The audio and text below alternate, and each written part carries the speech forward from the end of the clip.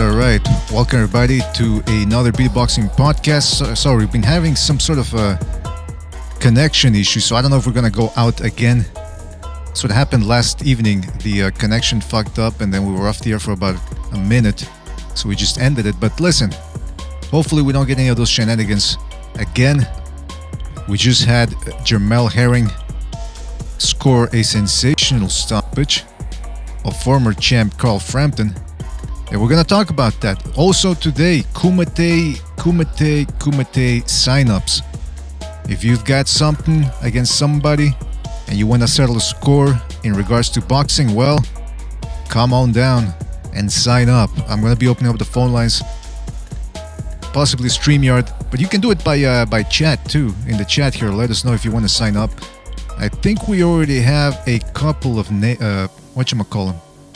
couple of names in the cheat here, so we're gonna watch out for that. I see we got Stu. Stu, let me know if you wanna come in. I'll invite you anyway, but just want to invite a couple of people, see who saw the fight. I think Raikkonen didn't even see the fight, and I think Butcher didn't see it either. I don't know. Listen, the point is, again, signups, KUMITE signups, and of course we will be talking about Herring versus Frampton. What a fight! Hey, by the way, fellas, before we get down to the business, let's get to before we get to the fun, let's get the business out of the way. Jam, I'm doing a lot of things here at the same time. Don't forget, you can donate with the Super Chat feature, the PayPal page or the Patreon page. But of course, like I always keep saying, the most important thing is that you continue to like and subscribe. Spread the BD gospel, people. Spread them. Spread them. Triple JJJ, shout out to Triple JJJ. Shout out to B-Space. Shout out to Tell J. Shout out to Apology Man. Says Stu, you know you're about to get roasted. Oh, fuck. Yeah, it's true though, but I mean, people just get. It's interesting how nobody showed up to give him credit for last week when White won. Now all of a sudden people are going to roast him. We're going to get to the bottom of this. All right. Shout out to Triple JJJ, Terry Smoot Jr., Johnny Boy, Tel J, B-Space, and many more people to come, I'm sure. Fellas, thank you for joining us. We're going to get down to business here, all right? Let me just make a couple of phone calls here, and we'll get that right down to it. Okay. I don't know if Gonzalo is gonna go in there. Bucho, recognize. I think Pete went on as well. All right. So let's get straight through it, man. Jamel Herring looked very good, man. Whether it was on the inside or on the outside, I expected him to keep the fight on the outside, but he obviously wanted to end the show in emphatic fashion, and he did. This is what I like, man. I like guys that go for the knockout. They go for a little damage, because he very easily could have kept the shorter Frampton at bay. Could have really easily done that, but no, man. He went in there with a point to prove. And why? I think it's because of what Valdez did to Burchelt, whom a lot of us thought was the top guy in the division, the toughest, one of the guys that was not going to give anybody an easy night. And so Jamel Herring saw that performance and said, you know what? I want to create a little something similar. Becomes a first man to stop Frampton. Yes, Frampton was smaller, but still an interesting performance, man. We got Stu and we got Pete in the house. Fellas, thank you for being on, man. What's happening, BD8? Pete? What's up, fellas? Well, listen, we just had a very good fight, and like I was saying, it's an interesting performance from Herring, not taking any guff from Frampton. Frampton tried his best to get inside, but he was just eating some head-snapping shots, and I was wondering, man, is this going to be a question of time before he gets dropped or stopped? And wouldn't you know it, that uppercut stunned him, and he just couldn't recover from that. And credit to Herring for going for the win. I mean, for the finish. A lot of these guys, like I was saying, a lot of these guys, they just go in there, okay, let me just pop, pop, one shot at a time, pop, while barking like chihuahuas. And then they're okay with the decision. Hey, winning is the most important thing. I don't care how I win. Now, this guy went in and to close the show. Stu, what do you think about what we just saw? I thought it was a very, very good performance from Jamel Herring. I mean, very classy with his punches. And look, Frampton did the right things. He had to get inside because at range he was getting his fucking head pieced off. I mean, he's just getting outclassed at distance. The straight punches were just too quick, too accurate for him. So he had to try and get inside. The problem is he was just too slow trying to get inside. He was not moving his head. There wasn't much feinting going on. it was just strolling forward, square on, and it was a matter of time before Heron started landing them clean shots. I mean, but the thing is, even when Frampton got inside, he was getting beat up inside as well. The short shots from Heron. I mean, Heron's a classy operator, man. It's going to take a very good guy to beat that guy. Mm-hmm. It's amazing how he's been beat twice, really. I mean, this just proves defeats don't mean that you can't go on to become a great fighter. I mean, and Heron, the world's his oyster at the moment. Very, very classy operator. Obviously, Frampton's far too small. I mean, just looked ridiculous in there. You know, and even when like Frampton managed to get inside them straight punches of Heron, he still wasn't landing clean himself. Because one thing about Heron, he's not very unpredictable fight. You can't read the guy. You don't know what he's going to do. He's constantly moving. He's constantly changing up his shots, changing the pace on them. He's very classy in the pocket, mid range, very good at mid range, and like from distance, very hard to hit as well from distance. So, especially with the straight punches, they're very classy. I'm going to take a very good guy to beat Heron, but Frampton shot to pieces. I mean, Josh Warrington beat the brakes off Frampton. So this is where we are with Frampton at the moment. So, although I don't mean to knock Heron's win, because I still think it was a world-class performance. I really like what I saw in there. Like BDA said, you can look classy on the back foot still and be busy and still go to win on the back foot. You know, all this popping out the jab, making them silly noises like BDA was saying, and doing no damage. No, Heron went for the kill, and that's what I like. And look, like I said, he was just far superior to Frampton in there tonight. That's right. Hey, by the way, before I get back to that, shout out to Tony Boswell for his contribution with the super chat. He says, BD Boxing in the chat, happy Easter to you and your family. Right back at you, Tony. Thank you for your contribution, and thank you for supporting us by watching the show. Don't forget to hit the like button, people. Don't forget to hit the like button, please.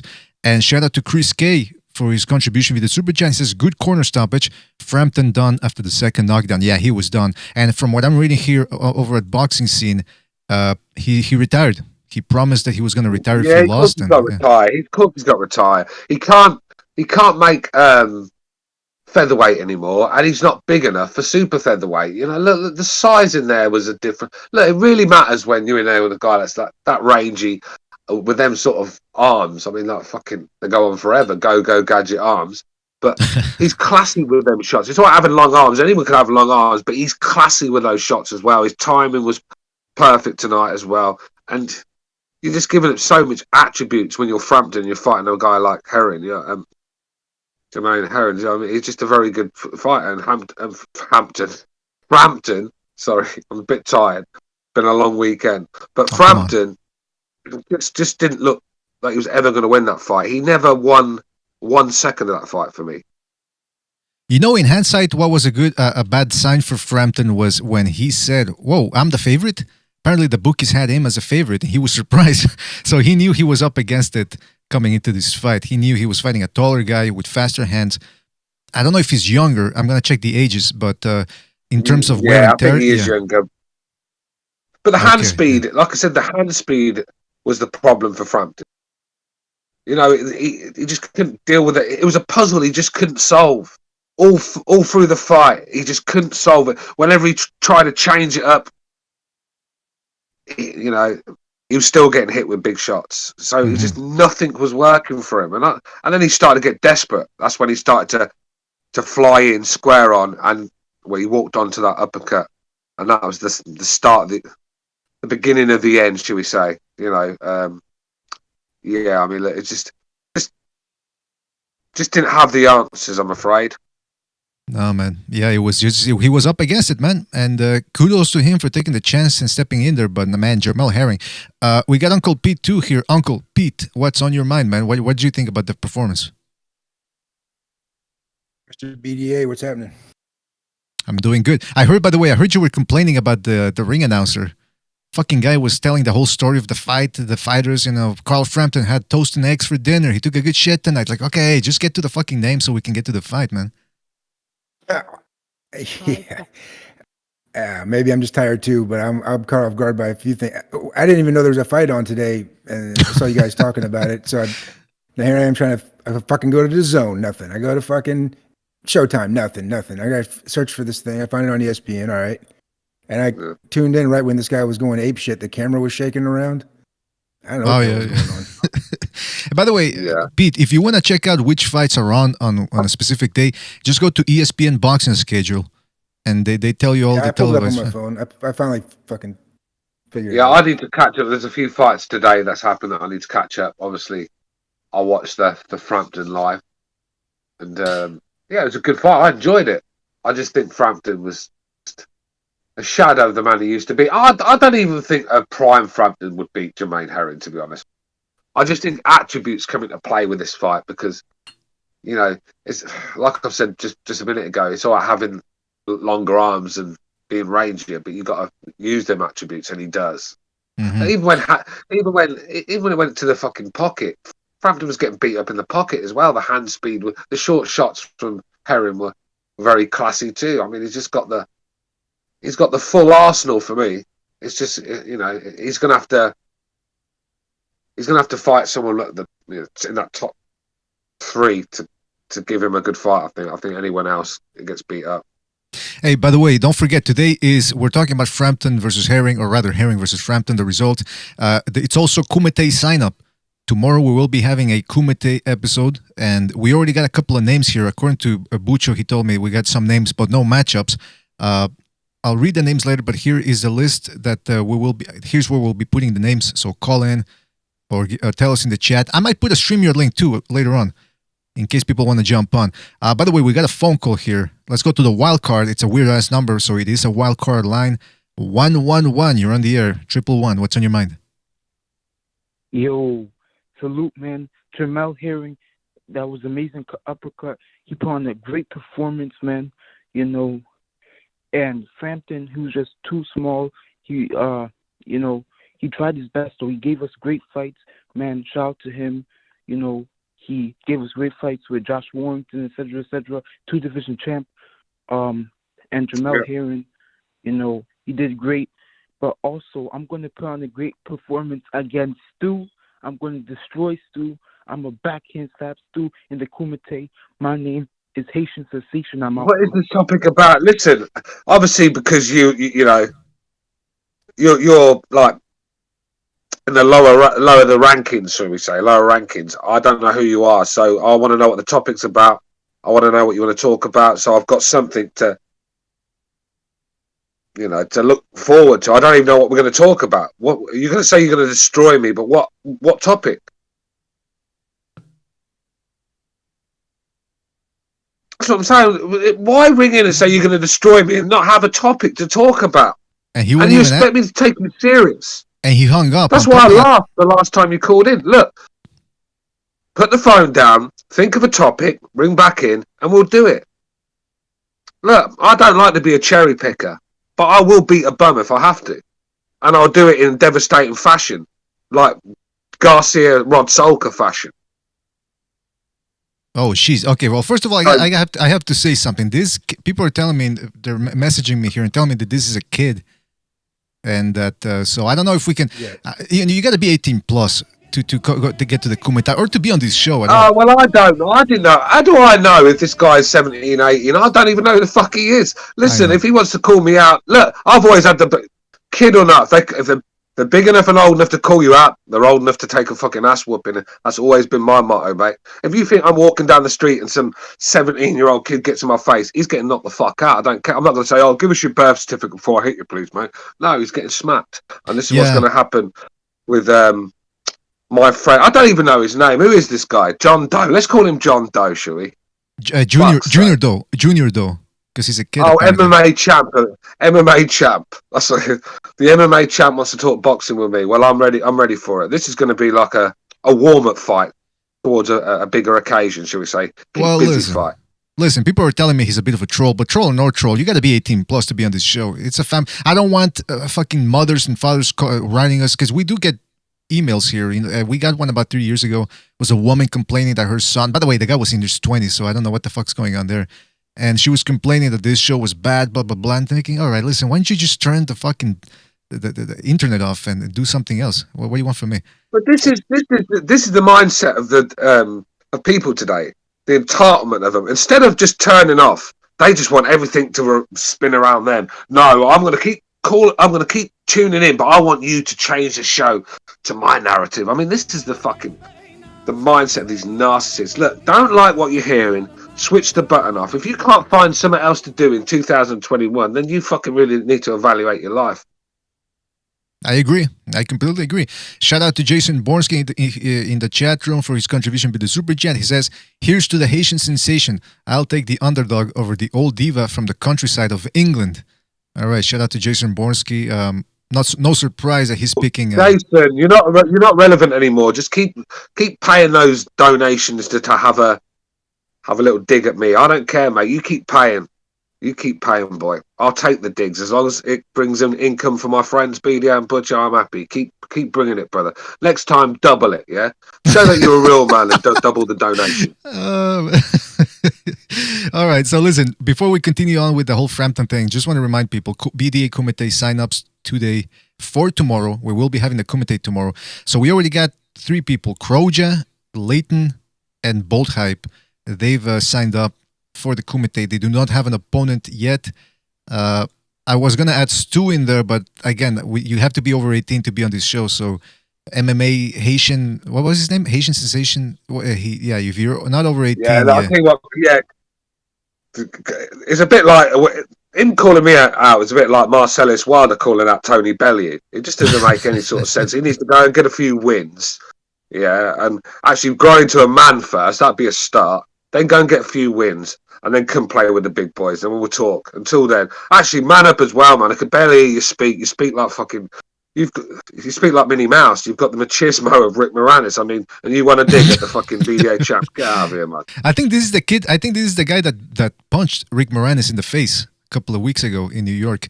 But listen, let's get back to the Frampton Herring thing. I call him Little Baby Miller.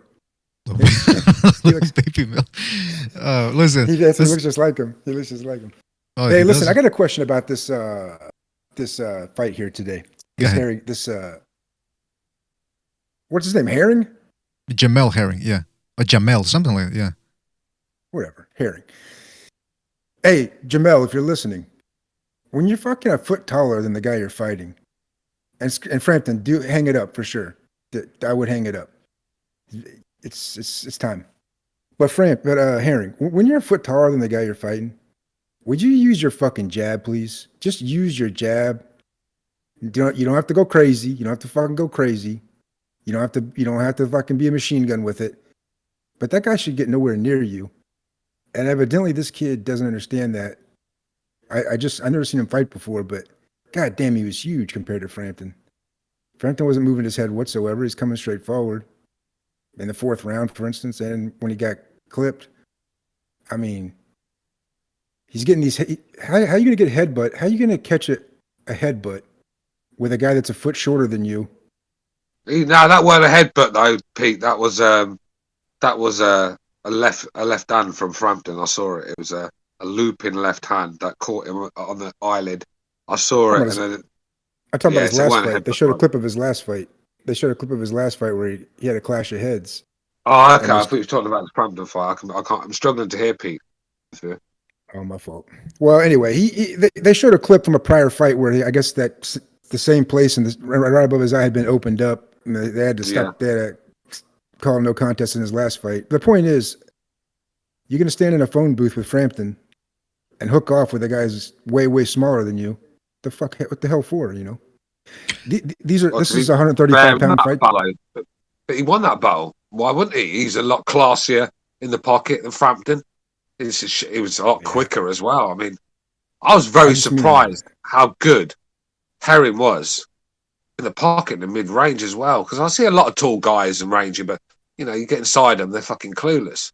But this guy can take it in the pocket as well. He'll take it to a dogfight, and he's very classy with his short shots. I mean, that uppercut he caught Frampton was it was a beautiful shot, man. It was a good performance. So this guy, he's a difficult puzzle to solve because he struggled to box him at range because he's long and he's rangy and he's quite good on his feet as well, and he's constantly moving. He's very hard to read. Very tough guy to beat, Herring.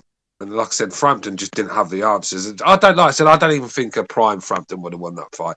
I mean, the attributes were just too much for Frampton to deal with. And it's not like I said, it's not just a big guy. It's a big guy who can also fight. He can also box.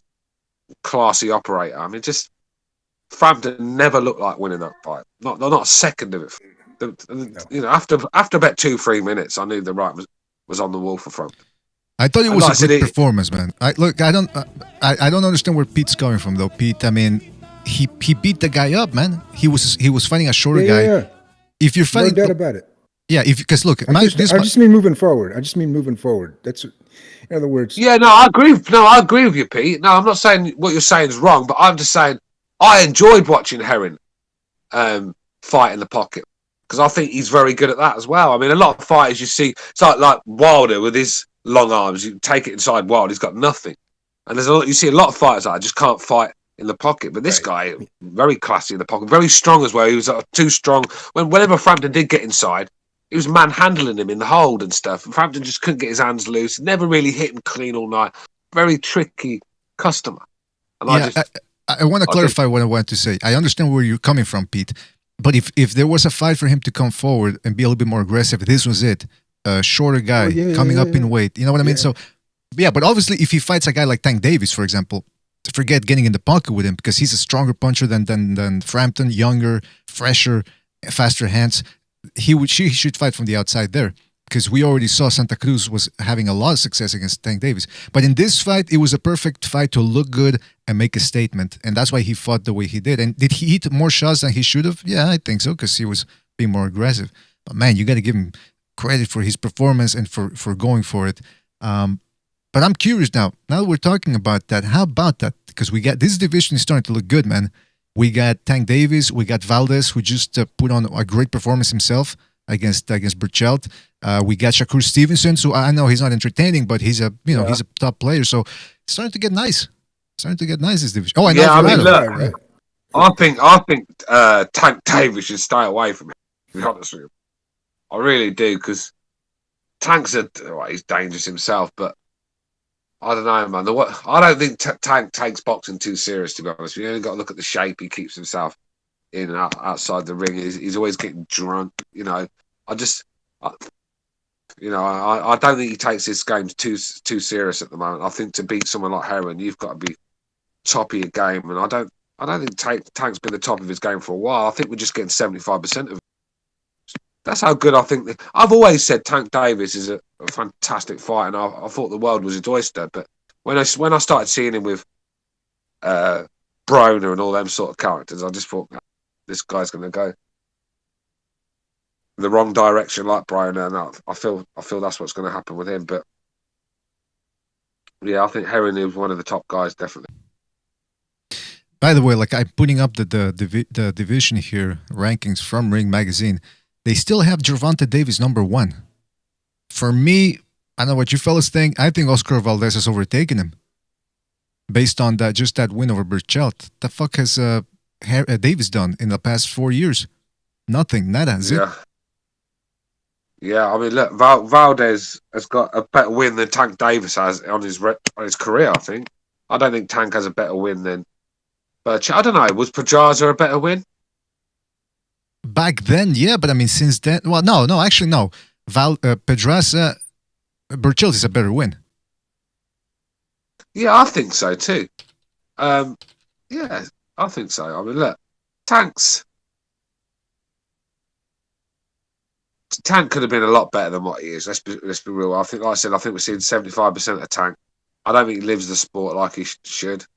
He's definitely not keeping his shape all year round, and that will come to haunt you in the end. Ricky Hatton will tell you that. Ricky Hatton was winning fight after fight after fight, kept blowing up in between fights, eating Donna meat and chips and fucking drinking beers and doing coke as well by the sounds of it, and then trying to get back into shape, spending all his camp trying to lose weight, and then you're only getting like 60-70% yourself when you go in there. You never really saw a prime Ricky Hatton in the latter fights of his career. He's fucking blowing up too big. And I think the Tank could be the same. I think it's a matter of time before someone gets to Tank. I agree, man. I showed him dancing there, so he's probably keeping himself in shape to the dancing. But he looked out of shape during the dancing, though. So I don't know. Maybe it was just the beginning of his workout. Maybe that was his warm up. Or maybe he was warming up his asshole. I don't know. Look, who knows what the fuck he's doing. By the way, shout out to... Hold on a second. I got to scroll back here. Shout out to Stu Little and his tight jeans, who says, my paint-on tight jeans cost more... Well, actually, he misspelled cost. Yeah, but all right, Jason. more than your Bourne. life savings. Get back to your mud hut and crack off. No one cares anymore. That's what I'm saying. I've already rang you off of one account. You're back again. And look, keep paying. I'll keep giving you the attention as long as you keep paying. How about that? We'll do a deal. But you're gonna have to start upping those donations a bit. I mean, you talk about about that life that you live. Making it rain and shit. Well, make it rain tonight. How about that? Let me tell you something. I wish I had people making comments about me all the time in the chat room. Nobody cares about Mr. BDA. It's always Stu, Pete, Gonzalo. By the way, we got Gonzalo. Yeah, do you know what it is? It's because I have to address them when they do a donation. So that's why they do it, because I won't address them. Like I said, Jason Bourne's like one of them. It's like a dunk tank, when you Jason when Bourne you pay to money me to is throw like the one of them baseballs. girls that you pull in a nightclub.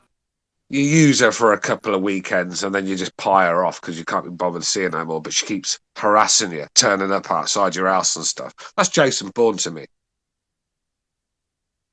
Hey, by the way, we should do a Jason Bourne versus Stu for the Kumite. Again, this is a Kumite sign-up. Tomorrow we will be having the Kumite, so we need people to sign up. We already got some people here. Jason Bourne hasn't ever rang in his life. He hasn't got the balls to do that. Come on, man. A guy that's never rang in is going to ring in and do a quiz against me. Come on, man. Didn't he do that at some point, though? I think he did call in one time. He was actually doing one of the Kumites, I believe. I don't know. People said that it was him, but the guy never confirmed, so maybe it wasn't. Last time I heard, he was hiding in the caves of Afghanistan. What I heard. By the way, fellas, I put a StreamYard link in there. So if you want to sign up, it's not open lines Saturday today, so it's just jump in the StreamYard and sign up. We don't want to have a full-on Kumite today. It's just a sign up, right? So there is a StreamYard link, so you can sign up for the Kumite. Gonzalo, are you there, by the way? Yeah, what's up, BD? How you doing? You okay, man? Because yeah, I'm doing all right. You've been up a lot. Did you get a little sleep though, or? yeah. I'm relaxing. Good. And by the way, good to see that things are going good for you in the Discord. I saw the good news. I was gonna say, yeah. Did you watch the Frampton fight, the Herring versus Frampton fight? I watched some extended highlights, like 7 minutes worth. So I saw what happened. Why do you think? Because yeah, it's too big. Frampton didn't really have anything to offer. Nothing real significant that could trouble the taller, longer man. And plus, he also fought the wrong game plan. He tried to get technical with the technical fighter, in the sense that maybe Frampton, he's probably better technically, but he's older and he's smaller. Against a guy is pretty decent, he punches his paces well. He picks his shots, but the smaller, slightly older man fought the wrong game plan. He should have roughed him up like Lamont Roach did. Lamont Roach, not necessarily a strong puncher, but he did something, roughhouse tactics, and put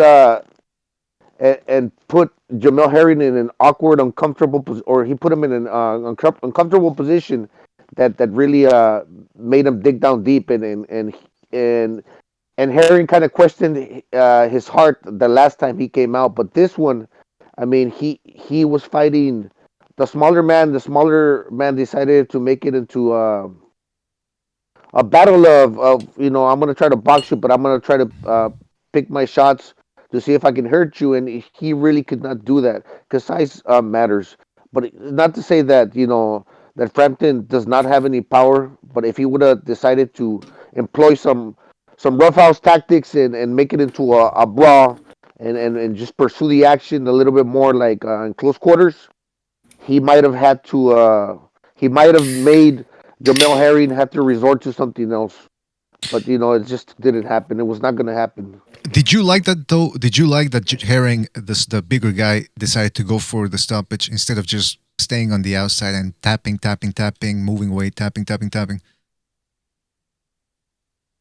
Well, yeah, because this is nothing special. Just the other guy's smaller, so he's afforded that opportunity to press on the pedal and try to do it a little extra. But if he were facing a guy similar to his size, maybe he decides not to do that. But obviously he did because he didn't see no risk. So it was like a whatever fight.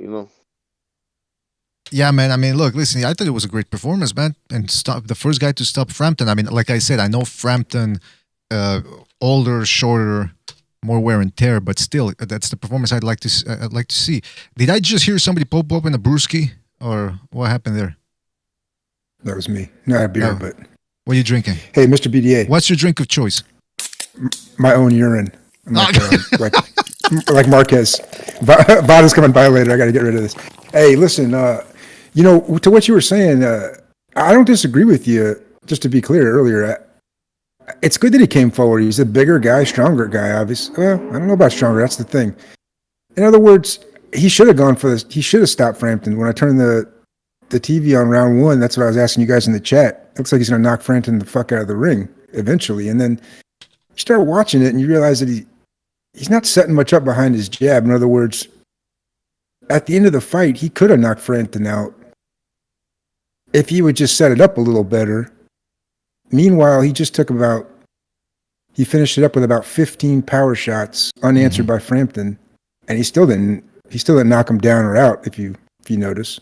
That's true. So it's like Triple G or something, it's like just get behind your jab, walk him down, pressure him, beat him up, and then at the very end, it's kind of like AJ with these shorter fighters, once you let him inside of you, I know he wants to bang, but he's going in there a little too quick, and he's way longer, and a better fighter is going to catch him. I don't know why you're mentioning Tank, but Tank, for instance,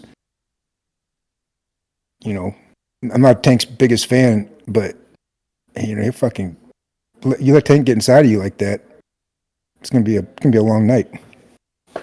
All right. Yeah, man, that's true. What are these guys? These guys are 35 or 30? These guys are 130 or 130? 130. Yeah, 130. 130. Look, Okay. I agree with what you're saying there. Yeah, it's like I was saying before too. This was the fight where he could do this. Any other fight, no sorry Bob, could be trouble against a guy like Tank Davis, because Tank Davis wants an inside fight, but he can't be outboxed. His defense is one of his main problems. He's not that great defensively. He can make a bunch of other guys miss, but when it comes to the top guys, we already saw he fought a top skilled guy in Santa Cruz. It just so happened Santa Cruz was the weaker man physically and couldn't quite hurt him. But now imagine that's why when people say, oh, Ryan Garcia loses easily, look, I think Davis could knock the guy out cold, but it could also go the other way because of the lack of defensive skills from Tank Davis. By the way, fellas, don't forget, call in, open phone lines, and also we got the StreamYard there. The StreamYard is only for KUMITE signups.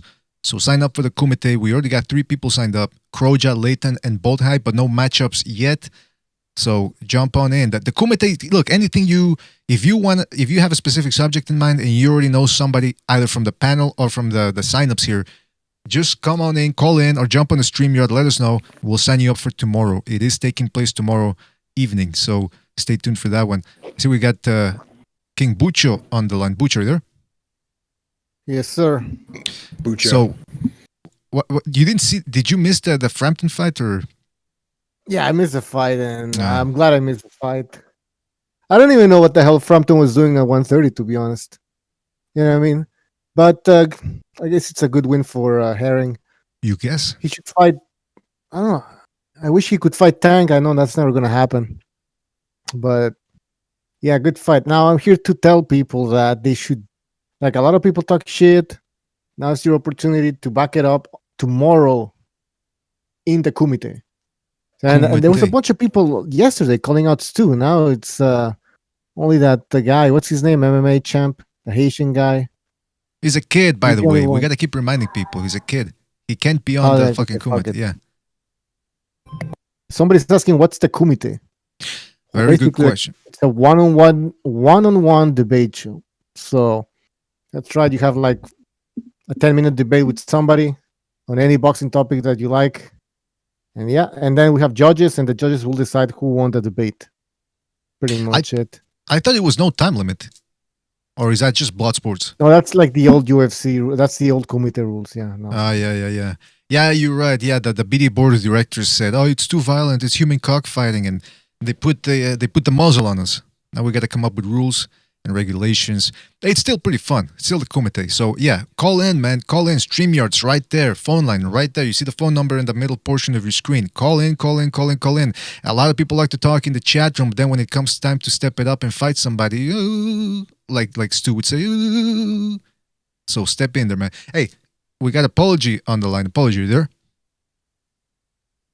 Good evening, everybody. How you all doing? Good evening. It's going good, man. It's going good. Thank you for being on. Did you catch the Herring versus Frampton fight? What were your thoughts on it, if so? I did. Yeah, I mean, Carl Frampton's not the same guy he used to be. Plus, he's at a higher weight, but Herring, stopped him, which is good. He didn't settle for the points like a Haney would or other fighters would. He came in there and stopped the guy and put on an impressive performance. That's right, man. That's what I respect from the guy, that he went in there and showed what it's all about. Now, Stu also said something interesting when he said that Herring has already had 2 losses. Once by stoppage against Shafikov, and then he lost to somebody else, a fight that I haven't seen, but he lost a decision, I believe. And now look at him now. He's in one of the best 130-pounders in the world. And on top of that, looks like it's going to be a difficult cookie to eat. It just goes to show you, losses don't mean squat. And I think the same thing goes to Warrington, who recently lost in one of the biggest upsets of the year, but nevertheless still has the stamina, the heart, and the activity to beat most guys. So these are some of the things that you have to watch out for, man. One loss does not mean the end of the world. Now, for Jamel Herring, though, how would you guys see then a fight versus him and Tank Davis? Because we're talking about the power, blah, blah, blah, but how would it actually go down? Who would you guys pick between Herring and Tank Davis?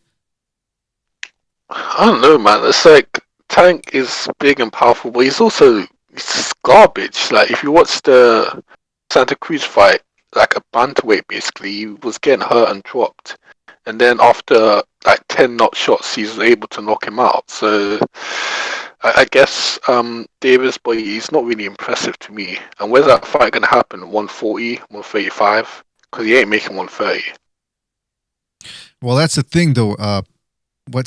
Jimmy was saying something interesting. Hold on, I want to say what Jimmy said, but before we do that, I forgot to read a super chat. Iceman, shout out to Iceman for his super chat. He says, "Here you go, BDA. 5 buckaroos for your little girl's voice." Come on now, wait a minute. I said I wanted a stalker, not a guy that's gonna bully me. What's the matter with you, Iceman? Anyway, Iceman, thank you for your contribution, man. Really appreciate it.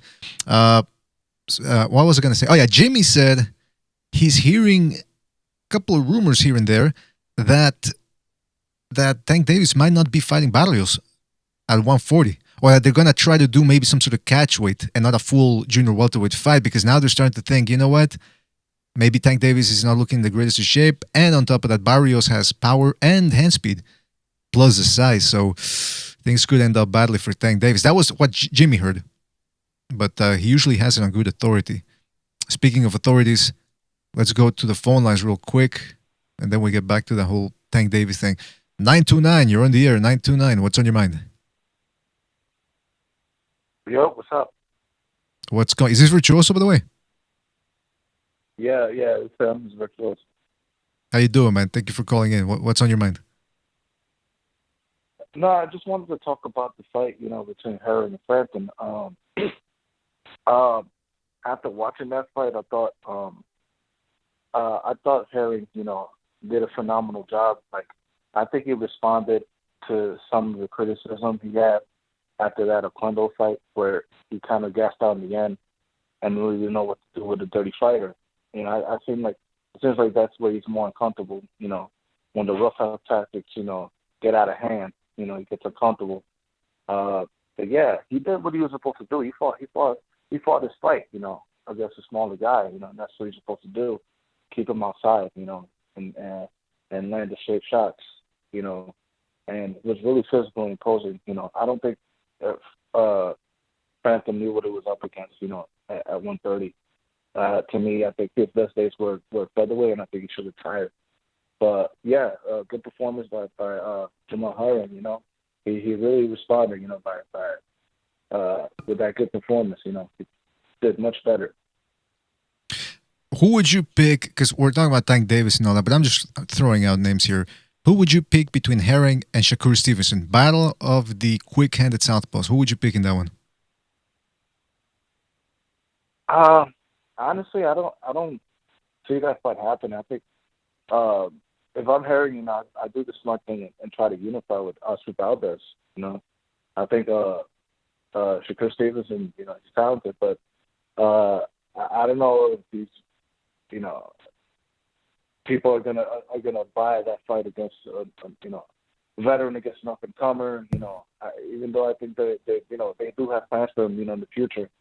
You know, I think they're trying to big up, you know, they're trying to bring his career up like gently. I don't think he's fighting Tank. You know, neither of those guys are fighting Tank Davis. So it's like, I just think with Tank, it's like, I don't know what the fuck they want to do with that guy. And then Barber and Heyman, I don't know, man. I don't know, because it's just to them, they're in their own island, and Top Rank is over here. You know, over in Top Rank, they try to prove their worth. You know. Mm-hmm. Absolutely, man. So okay. So before we move on, who would you like to see Herring fight next? Who would you like to see him get next? What's his dream fight? Like I said before, I think he should go out to Valdez. You know, Valdez. Okay. I think that the Shakur Stevenson fight could wait, you know, a little longer. You know, he's got more years ahead of him, but you know, Valdez is like in it to win it, like right now. So if they want to chase for greatness, you know, they do that fight. And I think Herring, I don't think he's really in there for the long haul anyway, because he's busy managing fighters. So yeah, there's that.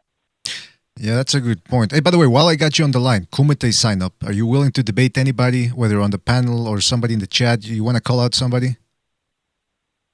You know, I'm really not much of a debater. Like, yeah, I really don't have any idea who I want to you know, debate against.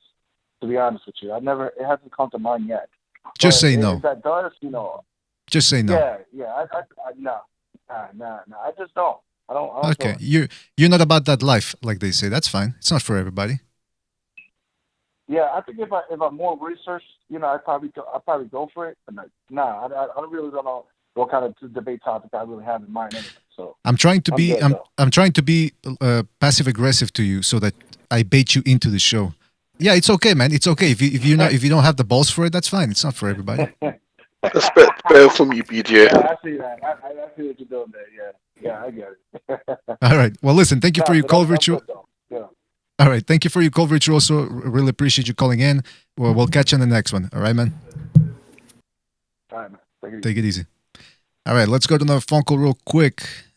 651. You're on the air. 651. What's on your mind? This is Chong 651. This is who now? Lee. It is Chong Lee, and I want to fight Stu.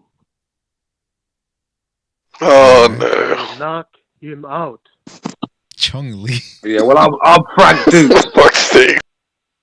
I'm Frank Dukes, bro. Just remember You that. are next. Go ahead, caller. You are next, Stu. I will break you. I'm shaking in my boots. You just didn't have the same effect. When he said, I'll break you, it just didn't have the same effect as when Ivan Drago said it. Did it? It just didn't have the same effect. No, this is Look. Chong Lee from North Korea. BDA, if you want to keep... Look, I'm going to have a Deontay Wilder resume the way you keep feeding me these cans, BDA. Hey, Chun Lee, what's your gender, may I ask?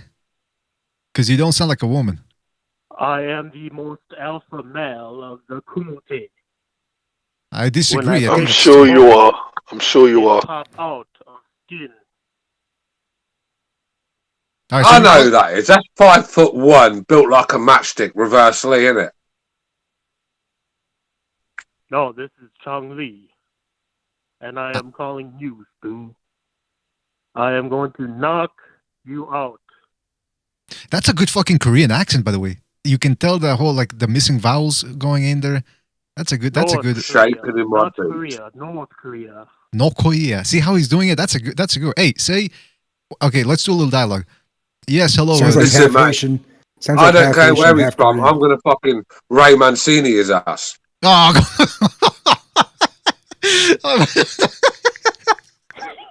Sounds like a little Jeez. Haitian kid trying to order That Chinese. sounds like, you know, the rest of Rey Mysterio, how he used to be up on big men.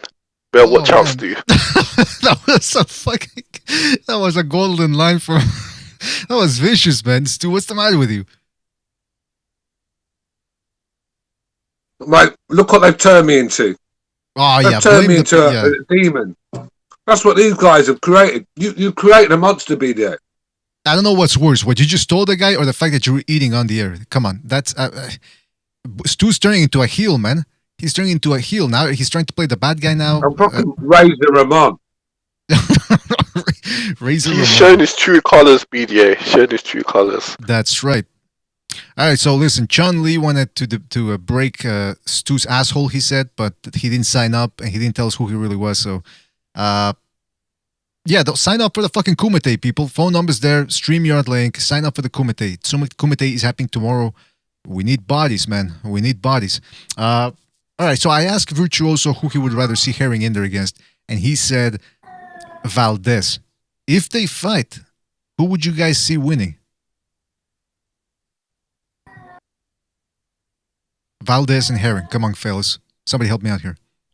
I think Man. Valdez, he's the technically better boxer in my opinion. Even though Herring's got that height, I believe, and reach on him, I think he's more technically skilled.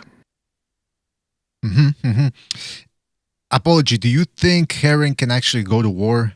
Because he did it today against a smaller dude who's got wear and tear, but Valdez is in his prime. He's a harder puncher, natural 130-pounder. How do you think that would go down in terms of a slugging match? You think Herring could take it?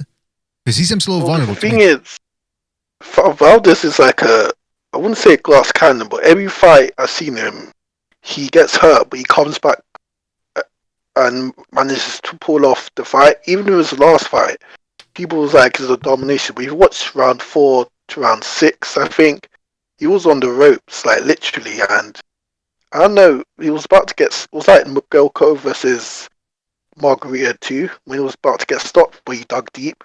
And I think that's the story of Valdez's career. So I think Herring can, but Valdez will eventually take over and find his second win. How about the rest of you fellas? You agree, disagree? Go ahead, Gonzalo.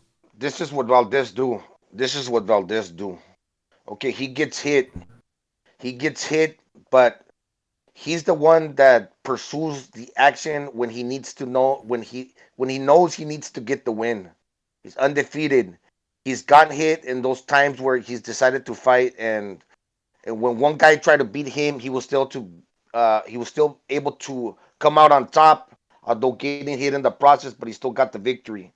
Against this guy that he fought, Berchel, he pretty much beat him, aside from a little bit here and there that what Apologies is speaking about.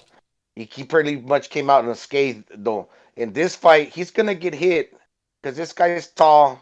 I mean, he does have some qualities, but nothing that really is going to be like, oh, you got to watch out for the power, you got to watch out for the speed. And I think that Valdez can deal with those things, and he's going to get hit, but he's still going to pursue the action and have the resources to make the difference when he knows that he needs to pull it out, because he's gonna get hit. So if he gets hit, he's gonna fight and do enough to outslug the guy or outbox him enough to get the victory or the knockout. When the going gets tough, he gets tougher, and he's gonna have to utilize his boxing skills and the tricks. Be resourceful to beat the guy, but still, he's gonna step in, close the distance, and make it into a fight and outdog this guy. What's his name? Jamal Herring. Yeah, I'll be picking Jamal Herring to win that fight. Just think he's too classy for Valdez. Valdez is very hittable at the end of the day. I mean, if Scott Quinn's fucking hit you or not. He's getting hit, but he's still got the better of Scott Quigg. Yeah, so, I mean, listen, the thing is, I get where you're coming from. He's like what he did to Birch out really shocked me. I didn't expect that. But I just think Jamal Herring's a lot better fighter than Burchell. Just Yeah, got a it lot seemed like more he in his go to war arsenal. though. Look, he can fight all ranges. He can fight at distance, mid range. He's good in the pocket. He's classy with his shots. He's got power.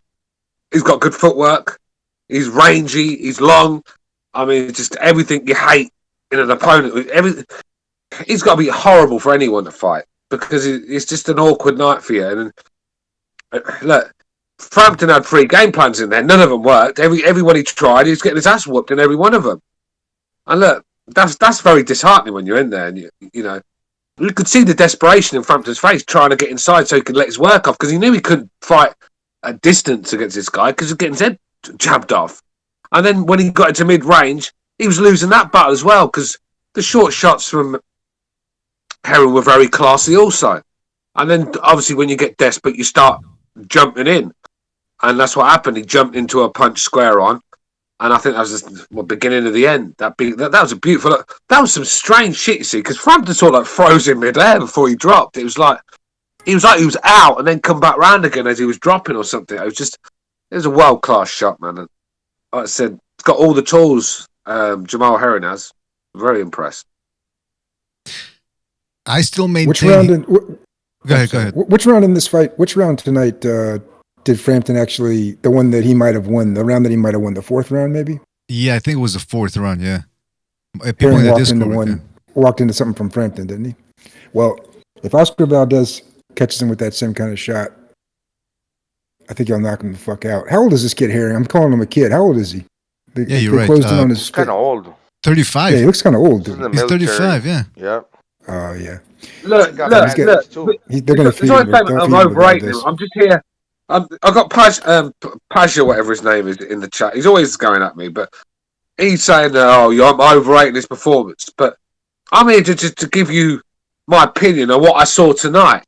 Whether that's going to be a different kettle of fish in his next fight, I don't know. I'll see it when he's fought sort of thing. But I'm just telling you what I saw tonight. Whether Frampton's shot to pieces, I said that anyway, he is shot to pieces. But I saw enough in Herring to know that this guy can be a handful for anyone. Because he's got the tools there. And, you know, I'm not overhyping him. That's one thing about me. I do see talent in a fighter. And I think this guy's really... It's just a shame that he's like getting on a bit now. Because I think... If he was a few years younger, then, you know... Yeah, but when you're fighting a smaller guy, you can look like $1 million. And it's very hard to tell if it's really... you can. But the thing is, he still looked... $1 million in the pocket when Frampton was at his best distance. He was still getting beat up. I mean, the classier shots were from Herring, and Frampton just didn't have the answer. So it's not just because he's longer and he's bigger. Because even in the pocket, he couldn't win that battle. But so, you know what the difference... Sometimes you've got to take that off and say, look, the guy's just far superior when it comes to boxing skills and understanding of what he needs to do in there. I mean, let me say something. Punch selection. It's like the size also counts. The size also counts because you can deal with the smaller man's punches. Yeah, but the thing is, well, to be fair, Gonzalo, Herring is bigger than Valdez. Chocolatito gave Estrada all he could handle. Most people had Chocolatito winning. Look at the size. Look, if you're good enough, you can do them things. Frampton never had the skill set to beat Herring tonight. Not even a prime Frampton would have won that fight. I'm not trying to overhype this guy because if he stinks the joint out in the next fight, I'll be here to say it. Don't you worry about that. But I'm going by what I saw. Yes, Frampton was finished, but not that much. Where he was just got totally dominated in all parts of the fight. Stu, do you think, regardless of resume, do you think skill-wise, from what you saw, he's the best at the moment at 130? Well, yeah, I do. Skill set, I do, yeah. All right, that's fine. Is he the best guy in the division? I'm not sure about that. We'll have to find out. He's got to fight the top guys. Look, beating Frampton is not enough to go to number 1 in the division for me. I'm just going on by what I saw today on his performance. And I know Frampton's shot to pieces. I get that. I can't get away from that. But I still saw enough boxing skills in this guy to know what he can do. You know, I think if he's in there with, say, a Tank Davis, he could be a real handful for Tank. That's my point. Can I say something real quick here? Because some people are saying, "Well, wait a minute, it's true. We might be overrating. Well, we're not overrating the performance because we're saying he was a smaller, more wear and tear on him with Frampton. So Herring did what he had to do. But I tell you why I rank this as a better performance than Tank Davis when he fought Santa Cruz, who was also the physically weaker guy, because Davis was getting pieced up in there. He was hitting combinations. You could argue that it was Santa Cruz that was dictating the rhythm of the fight. Now, yeah, in that last round, you got to give Davis credit because he pushed on the pedal and took him out of there, put him on the ropes where he wanted him to. But Herring barely lost a round in here. Hurt him, hurt Frampton to the body upstairs, weakened him with a left uppercut, never recovered, and boom, got him out of there. So it's not the best performance, but this was the bar for him. He had to stop Frampton. He had to stop him to look good and to get credit, and that's what he did. And like Stu said, look, if he stinks out the joint in his next performance, then we'll say, oh, okay, now that he fights a guy his size or whatever, all of a sudden he goes back. Yeah, of course. But I just don't think it was just size that won that fight tonight. It was just he won in every department. It just can't be just size. I mean, did size when Primo Canero fought Max Baer? Did size matter then? No. Did size matter when Lomachenko was beating up all these guys much bigger than him? Or Manny Pacquiao? Or Chocolatito?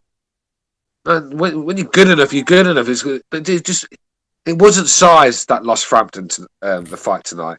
He just come against a man that was just far superior to him in every department. Mm-hmm. Did he land one clean shot all night, really? One big shot that made Herring's head move back and you think, fucking hell, that was a big shot. No, not once. Not once did I say. And when he was getting into distance, he was sloppy with his shots, and then Herring was just tying him up. Even beating him in the hold, far too strong for him as well. Just every department, man. That's why Frampton, forget it. Frampton needs to retire. Forget it. He's never going to come back and win a title again. I mean, if he has to go through this guy again to get a title, then what hope do you give Frampton of fighting Herring and beating him in the next one? Zero. There you go, Pete.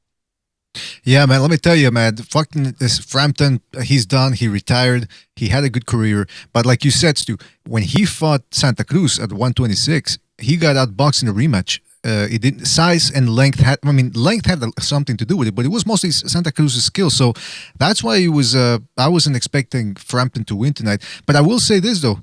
Yeah, that's why I just don't want people to say size, because this size, all right, size does matter. Of course it does. That's why we have weight divisions. But when size is making a difference, then say it. But tonight, size did he have to lean on Frampton? Not really. Did he have to bully him and use his size and his strength? No, he just outboxed him.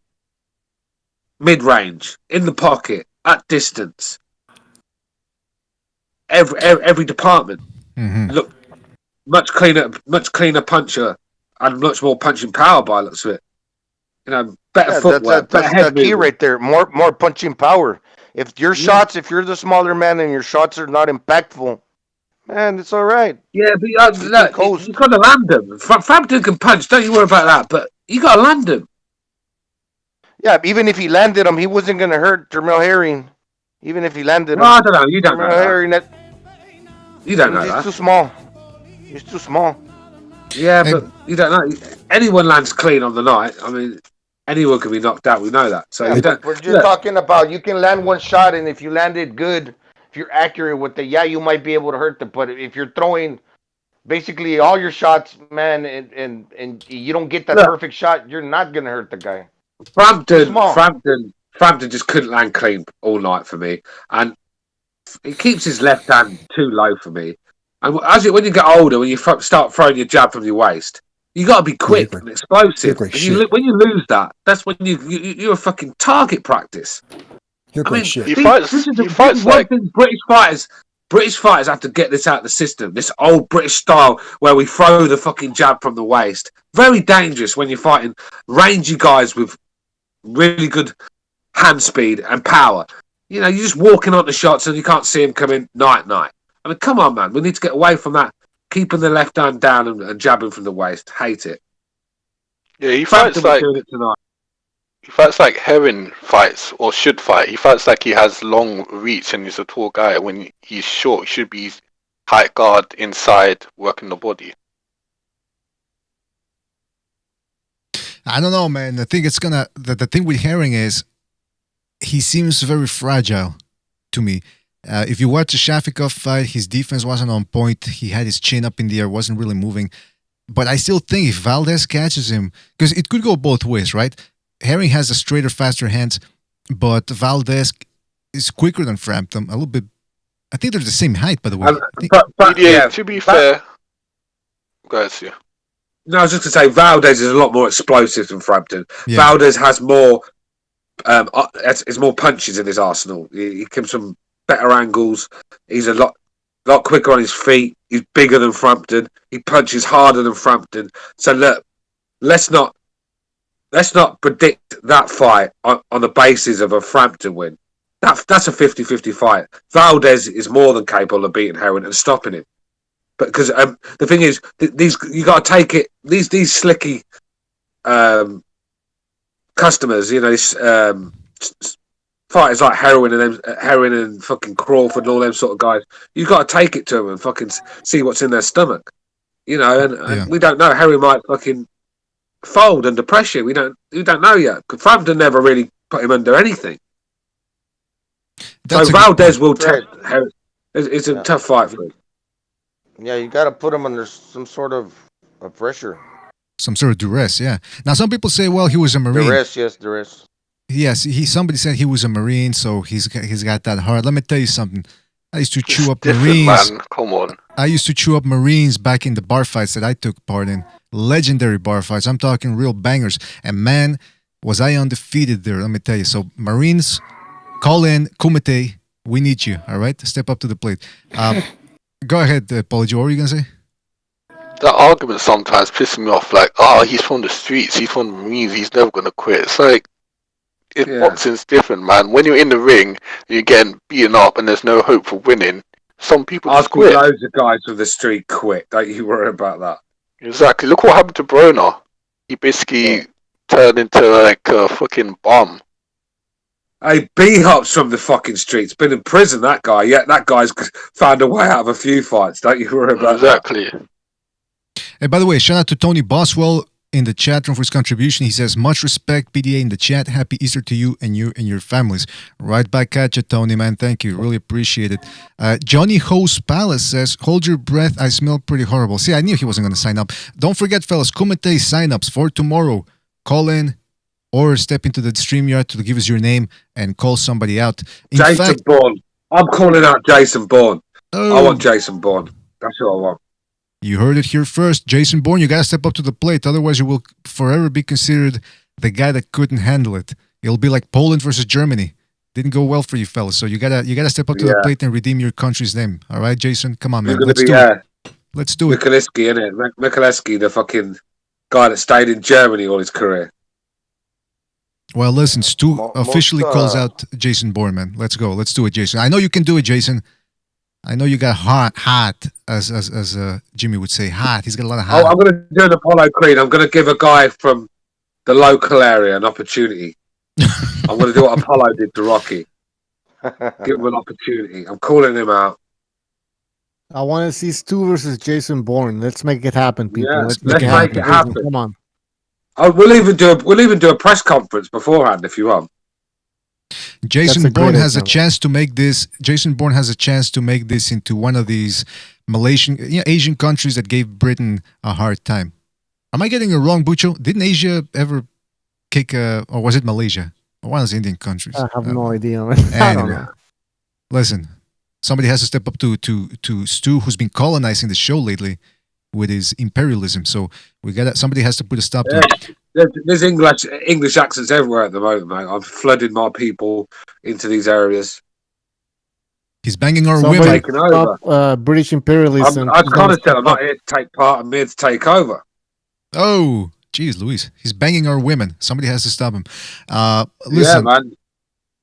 I wanted to say something when we're talking about that. When people go, Yeah, when you guys were saying, when people say, "Oh, he's from the streets," we were talking about that over a second Renaissance, where when people go, "Hey," they're talking, they're barking to each other, and they go, "Hey, I'm from New York. We don't do that shit. We don't play that." It's like, what does you being from New York have to do with anything? Does it make you tougher? no. Is it something in the water? The people, that's a strange thing when I hear that, because postcodes does not make you tough. All right, mate, you might see some fucked up stuff where you live, but it doesn't make you tough. You know what I mean? I can't understand why these people say, "Well, yeah, I'm from fucking New York. I'm from London. Don't fuck me." Don't matter. You'll sleep like any other man will when you get hit on the butt. That's right, man. That's right. And, I suppose there are some neighborhoods that are tougher than others. Like Jimmy always tells us the neighborhood where he grew up was notorious as having a high crime rate. But like you said, I mean, he also told us a story about a friend of his who always used to get his ass kicked. Never won a fight, apparently. Jimmy says he never saw the guy win a fight. So it doesn't matter where you're from, man. It's whether you can fight, whether you got a good chin, whether you got hot, as Jimmy would say. Otherwise, That's all why that people from whole... Boston are. That's why people from Boston are, man. Obviously, the streets produce a lot of the fighters that we have in boxing, because it's the best way out of the streets in some cases. And obviously it's an environment that breeds tough men. I get that. But it doesn't mean every man from the streets is tough, because there's a lot of pussies on the streets as well that'll snitch you in a heartbeat. That will run from you when you're getting jumped by a group of men. I've seen some of these street fucking selling out their boys in the first chance they get. These are tough street men. Not like the old school ways, you know what I mean? Mm-hmm. Exactly. It's you know it is in Quebec. Fucking rough out there. Hey, listen, I'm something of an authority figure here in my neighborhood. People look up to me, and people Guy yelled at me as well. yesterday. Guy yelled at me over there in Quebec one time. Really? Fuck, gave me a dirty look. Yeah, gave me a dirty look. Rough town. Oh, jeez. Yeah, rough town. But I didn't hear the show. But the way Jimmy was describing, you were on the show. No, actually, no, you weren't. When? Yeah, that was no. Sorry, I missed maybe that I just, episode. It was a different episode. Different episode. Yeah. Working out, like recognize eating, aka working out. But maybe I was eating, but that's why people from Boston are, man. Sometimes they just fight. They just fucking fight. They don't give a shit if they get their ass kicked. If you know anybody from Boston, a lot of guys are like that. It's that kind of town. Nice place. Nice place, nice people, good food. That's what they always say. Everybody always says that about a place. Oh, hey, you from Hampton? From Hampton, New York? Oh, yeah, man. Yeah, good people, good food. Good town. That's always what they say. Good food. Everybody has good food. Good apparently. Food. Isn't that where that show Cheers got filmed? I don't know. I made that. Was Well, I don't know. I said Hampton, but I wasn't talking about the Hamptons. But I got a place up there, by the way, in the Hamptons. That's how I roll. Southampton. Hampton, as we say in Boston. I've never heard of a town having shitty food. Everybody always says great food. Yeah, tell me where they have shitty food, and I'll go there just to taste it, man. By the way, okay, so listen, Frampton herring. All right, that's enough. But I also want to talk a little bit about, just give you my take, because I don't know how many of you people saw these fights, but there were some good fights from Uzbekistan, and we also have other Eastern Europeans. Mr. BJ, real quick. Earlier in the show, I went on mute because I got a call from my dad, and he goes, he's at his house. He goes, "Hey, did you see the fight? Did you see the fights?" And I go, "Yeah, they just ended. We're talking about them on the show right now." And he goes, "They're from Uzbekistan." And I go, No. This is the Frampton fight." And he goes, Yeah, I saw that too. But do you see this fucking fight card from Uzbekistan? They got a live band. They got fucking people shooting T-shirts into the. He was amazed that they could have an actual fight card in Uzbekistan. You should have heard him. Was he surprised they knew how to operate video cameras as well? What the fuck, man?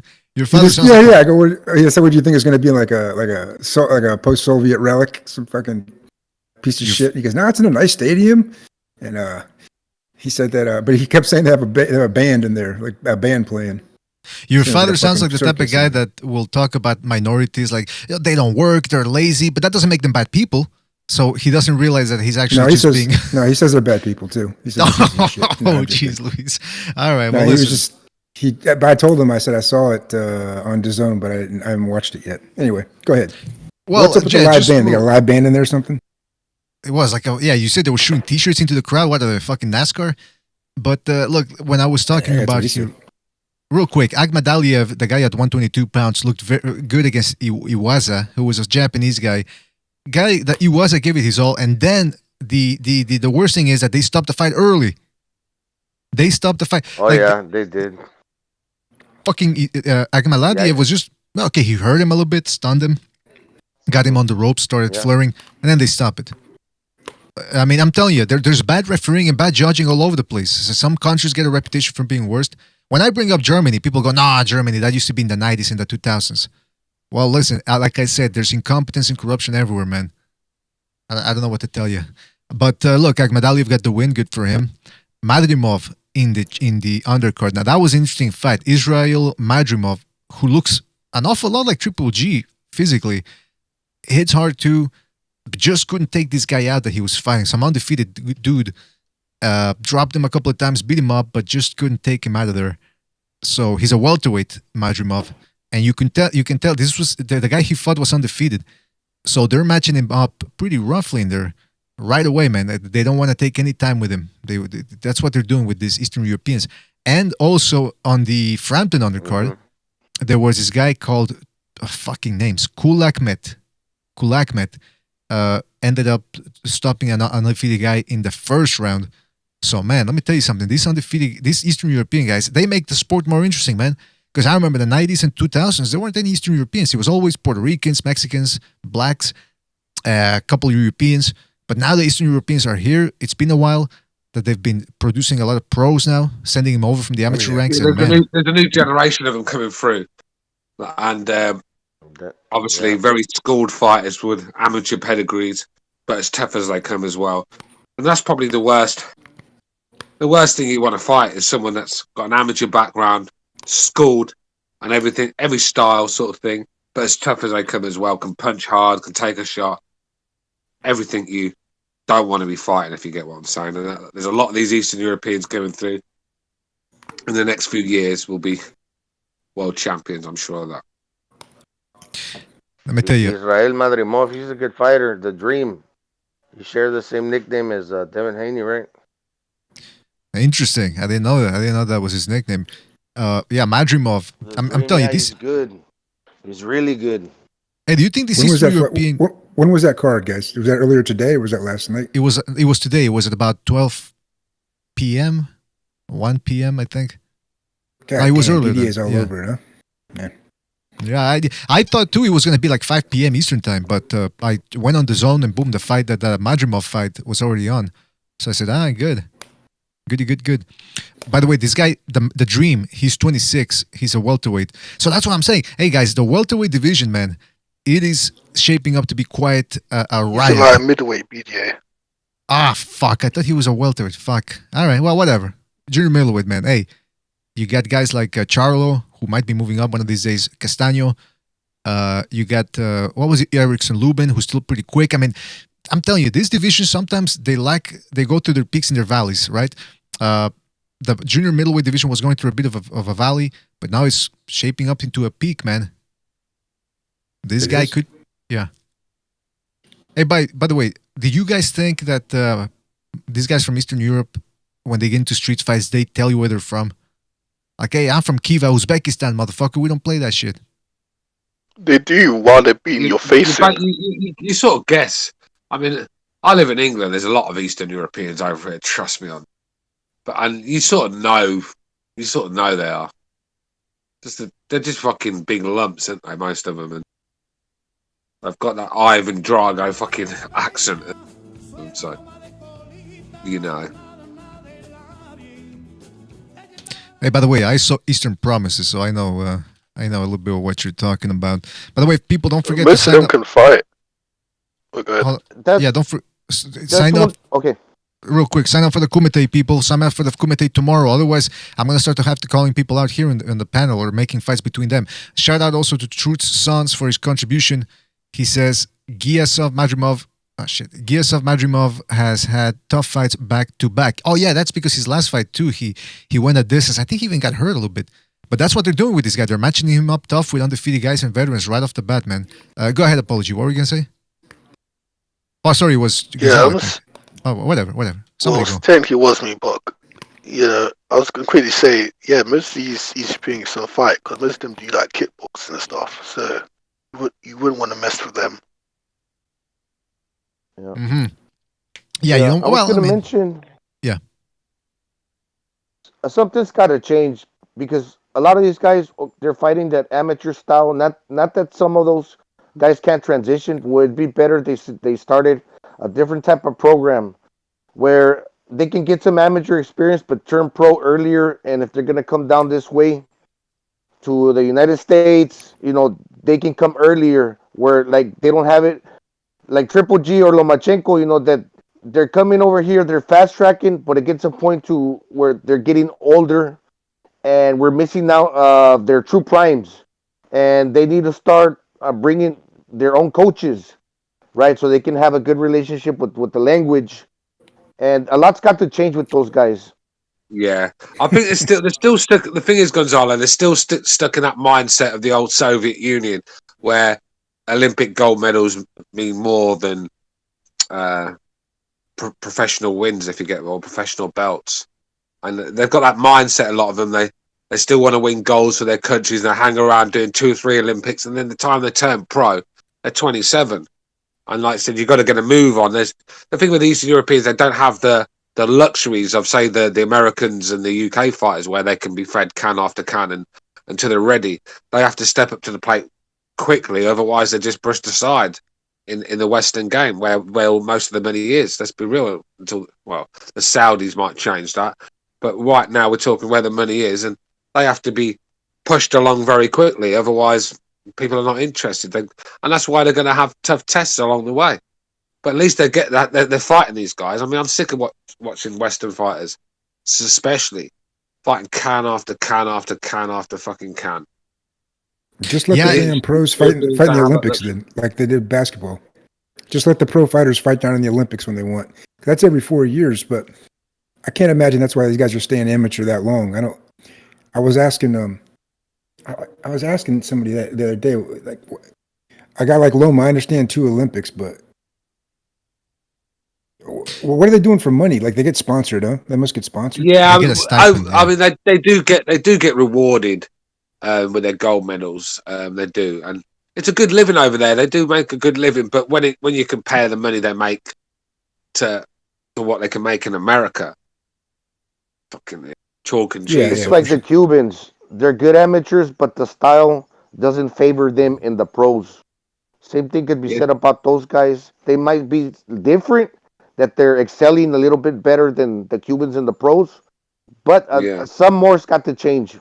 Yeah, but they've got a more all-round style. In the pros, they suit the pros better because it's more about planting your feet and letting your hands go with the Eastern Europeans. And they're punches, a lot of them, and it suits the pros better.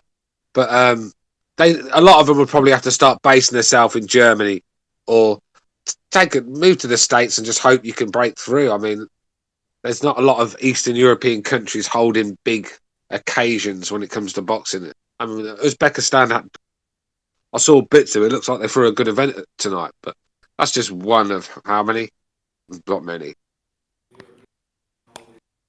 I was gonna say that when it comes to the Eastern Europeans, in the recent, so that's the old mentality.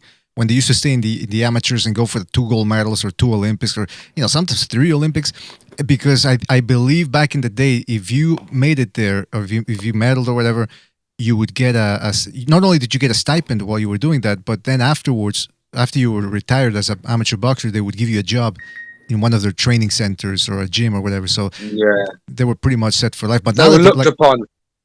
They were looked upon. Didn't that happen to Anatoly? Sorry, go ahead. Apology. Didn't that happen to Anatoly? Wasn't he like a boxer or athlete, and then he retired and became a coach? I don't know. He looks like a bit of a weirdo.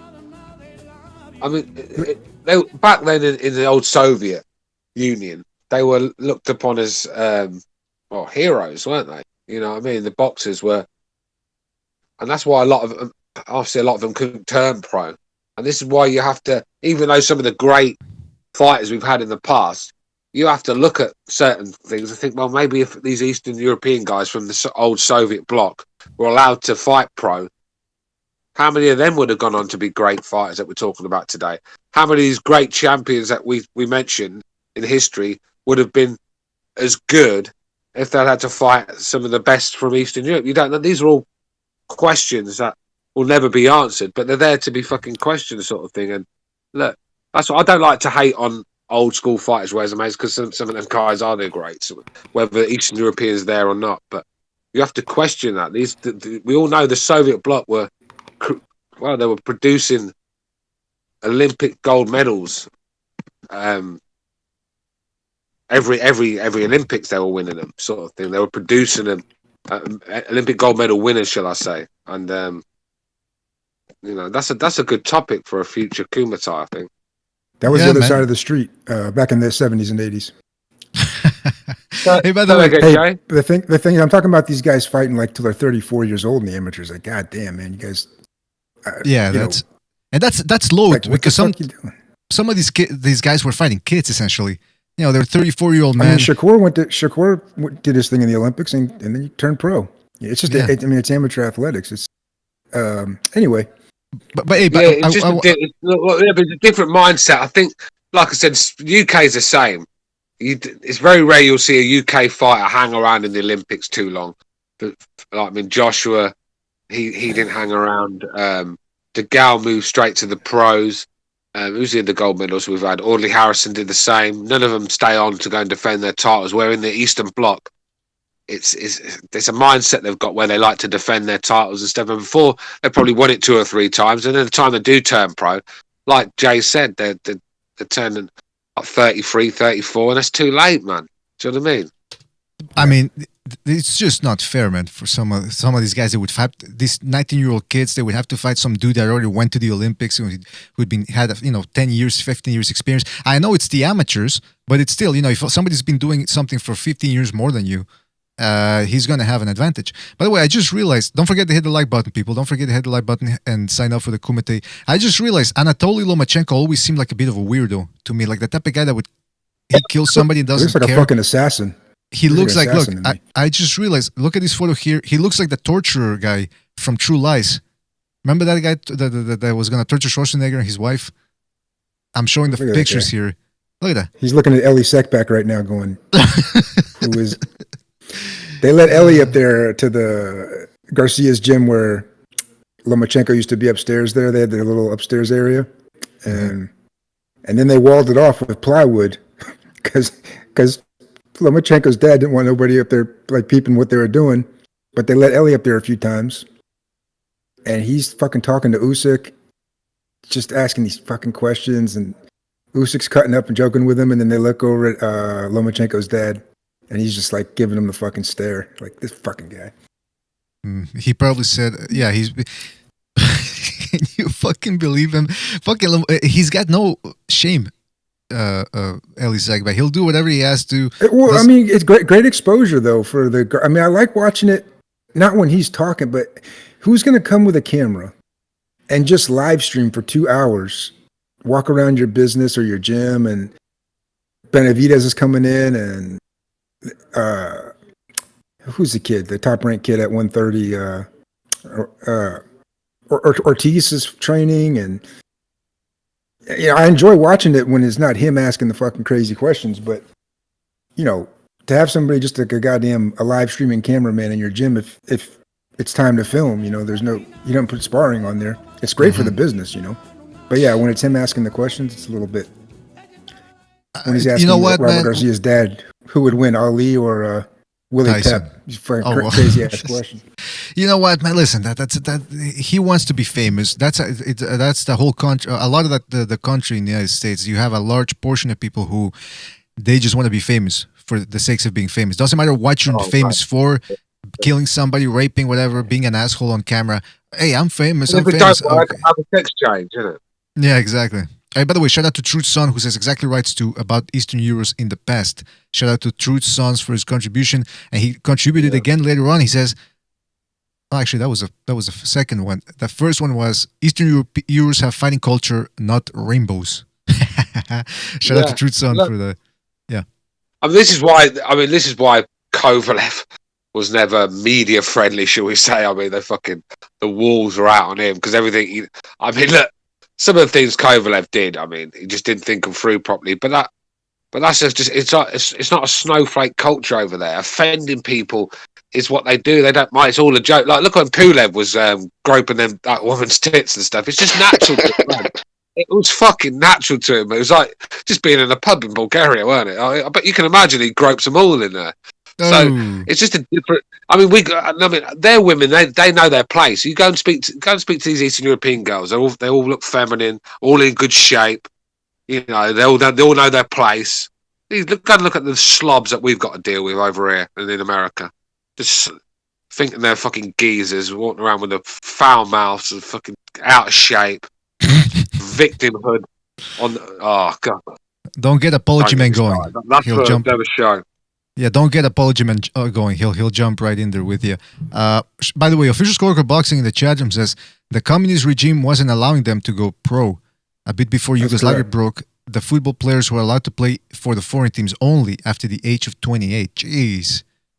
Yeah, we missed a whole generation of Eastern European fighters. We did. Man. We missed some of the great fighters. Trust me on that. Hey, but they're here now, man. But I'm just saying, like, look, I mean, you got to look back. Even like with Max Baer. I'm sorry, it's not Max Schmeling. Sorry, when he came over and beat the brakes off of Joe Louis. You know, that's very rare that I mean, I suppose you could call Germany Eastern Europe, but very rare they were going over to the States and fighting these guys. But when one did, he fucking destroyed the best guy they had. All right, he won the rematch, Joe Louis, but there's a lot of questions about that fight. I mean, that needs to be looked into, shall we say? I mean, one thing about Precise, I think he did a good piece on that. I watched it and I thought I agreed with him. There was something fishy about that one, but that's for another topic. But you've just got to look at that, you know, as an example, what could have happened if some of these old Soviet bloc fights, because back then the Soviet Union was a huge place, had most of, like Poland was a Soviet Union, it went into most of Europe. I mean, then you've got all your Kazakhs, your Uzbekistans, then you've got all these fighting nations. They had them all. I mean, the Russians, the Ukrainians. You know, then obviously the Polish, you know, if all these guys were allowed to go pro, how many of these great Americans would have achieved what they achieved? That's the question. I'm not saying they wouldn't have before anyone gets their fucking panties in a twist. I'm just saying it would have been interesting. It would have been very interesting, man. Very interesting. But they're here now, though. That's a great thing. Look at all the guys that fought right now. And that's the great thing about it is, by the way, shout out to True Sons for his contribution. He says, suckback. He calls him suckback is a trick. And he's saying, suckback is a trick trying to... a tick, yeah. Suckback is a tick trying to invade your eardrums. Jeez, Luis. True Son, I appreciate your Listen, your the guy in the chat, sorry, BDA, Poland was part of the Soviet Union. I've got a Polish friend who was telling me how he grew up under the Polish communism regime. So get the fuck out of here, man. That's what I mean. Another uninformed American. I can bet your life on it. There's people in the chat that they listen to the show, but they're the actually guy.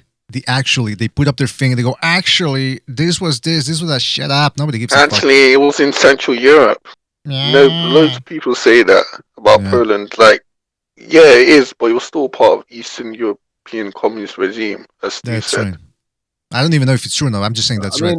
My Polish friend was telling me that's why the Polish are very similar to the Russians. There's not a lot of difference, and they've still got their old school ways, sort of thing. And they're still, even he said, this communism is still bred into them, even though they're not communist anymore.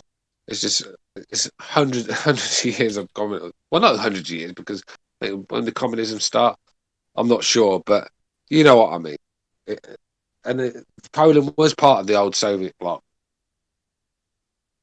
But yeah, man, what I wanted to ask you fellas is, this is probably good, right? That these guys are getting rushed. Because some of these fellas, like, fuck, I can't even say his name, man. But you know the guy who fought earlier, Akhmad Aliyev. He fought Daniel Roman. He had under 10 fights and beat a guy who was much more experienced and one of the top junior bantamweights. So, I mean, junior featherweight. So, is this a good thing, guys? Are they putting pressure on all these other fighters? And do you think all these other fighters are gonna go, you know what? I want a title before I reach 10 pro fights, or this? Do you guys think that could be a good change? Or that it could even happen? It's kind of putting pressure on them. Again, maybe there's a reason to do it, but current day, there's no barriers to do. I mean, There's no cold, there's no embargo, there's no Cold War, there's no nothing. So I'm just saying, if it was up to me, they must be. Hey, listen, they must be just getting compensated or stipend, awarded, or however it goes, in such a way that they want to stay amateur for that long. I mean, 400 amateur fights at 3 rounds. You're talking about 1,200 total rounds of fights. Yeah. So it's not like they're fighting any fewer rounds, and they're traveling all over the fucking place, duels and tournaments, and the Olympics only every 4 years. To get 400 fights, you gotta climb in the ring 400 different times. Shit. It's all the traveling, bro. It's all the traveling. Yeah. That takes all fighting in different altitudes, in different temperatures, different environment, and it's just traveling the world constantly having to stay in shape. When you're an amateur at the top level, world level, you've got to be in shape all year round. You can't go and do what Tank Davis and Broner do. You know what I mean? You constantly the thing with the Olympics is a cool sport because you could be winning for 2.5, 3 years. Comes to the Olympic trials, you have an off day and you don't make the Olympics, and then it's all for what? Mike Tyson would tell you that. Why do Mike it? Tyson, why not just Mike turn Tyson pro? missed out on the Olympics, didn't he? You know what I mean? Mike Tyson missed out on the Olympics, and that can happen. Good fighters have missed out on the Olympics. They've turned up at the Olympic trials and they've had an off night.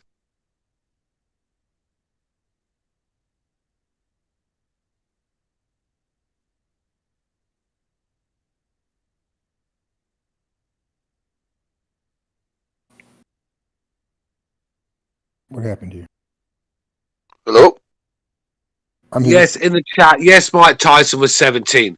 My point is, he was tipped to go to the Olympics. People, even though he was 17, he was knocking these guys out. He was still a devastating fighter at 17. But just like I said, experience, had an off night, and that's what can happen. That's my point. Then things can happen. There's a lot of good fighters that have missed out on Olympics when they've been dominating their amateur scene all year round. There's a lot, especially British fighters, where world champions have not made the Olympics and stuff. So that's my point with that one. I'm not really a big fan of amateur boxing, to be honest with you. Especially the old school amateur boxing where it was pressed on a button by every punch landed, and it just didn't. None of that made sense to me. The fights were getting stopped too early, and standing counts every time someone landed a jab at one time. Just not for me. 3 rounds as well. In professional fighting, it takes 3 rounds for fighters to get warmed up and work out what's going on in there. I'm just not a big fan of amateur boxing, to be honest with you. But I understand it's very important to have an amateur background because it helps you deals with different styles in boxing. How about amateur female fighting? You a fan of that? I'm not a fan of any women fighting. Come on. The only time I've been impressed with a woman fighting was when Wonder Woman, when she battered them fucking terrorist in Justice League, Zack Snyder's edition, when she just went ape shit and fucking battered everyone. That's the only time I've ever been impressed. But look, on a serious note, women's boxing is not for me at any level. I'm sorry. Katie Taylor, I struggle to even get excited for her fights, man. It's amateurish at best. What I'm seeing there, she just puts her head down and swings. Katie Taylor always looks like she's been hit by a fucking truck every time she's in the fight. How many gift decisions has she had? She makes Fed Otka look fucking credible. I mean, come on, man. I mean, this is what I'm saying. Clarissa Shields, there's about 7 girls in the world that are in her division.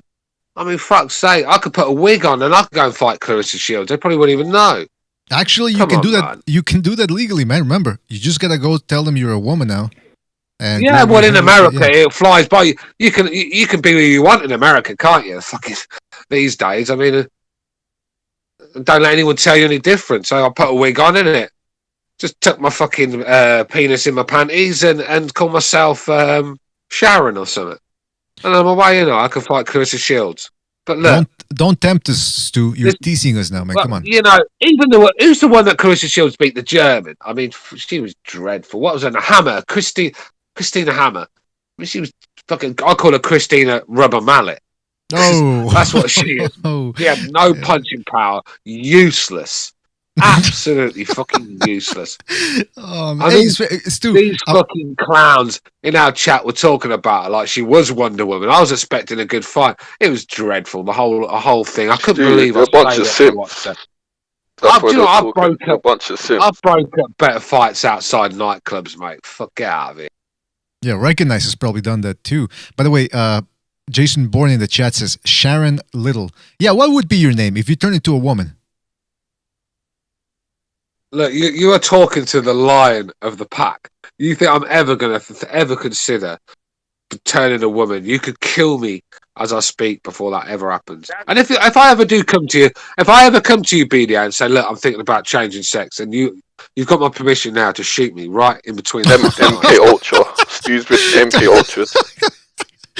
Oh man, I think it would be something like shoot me. MK Ultra, man. Yeah, Make it quick as well, please. Make it fucking quick.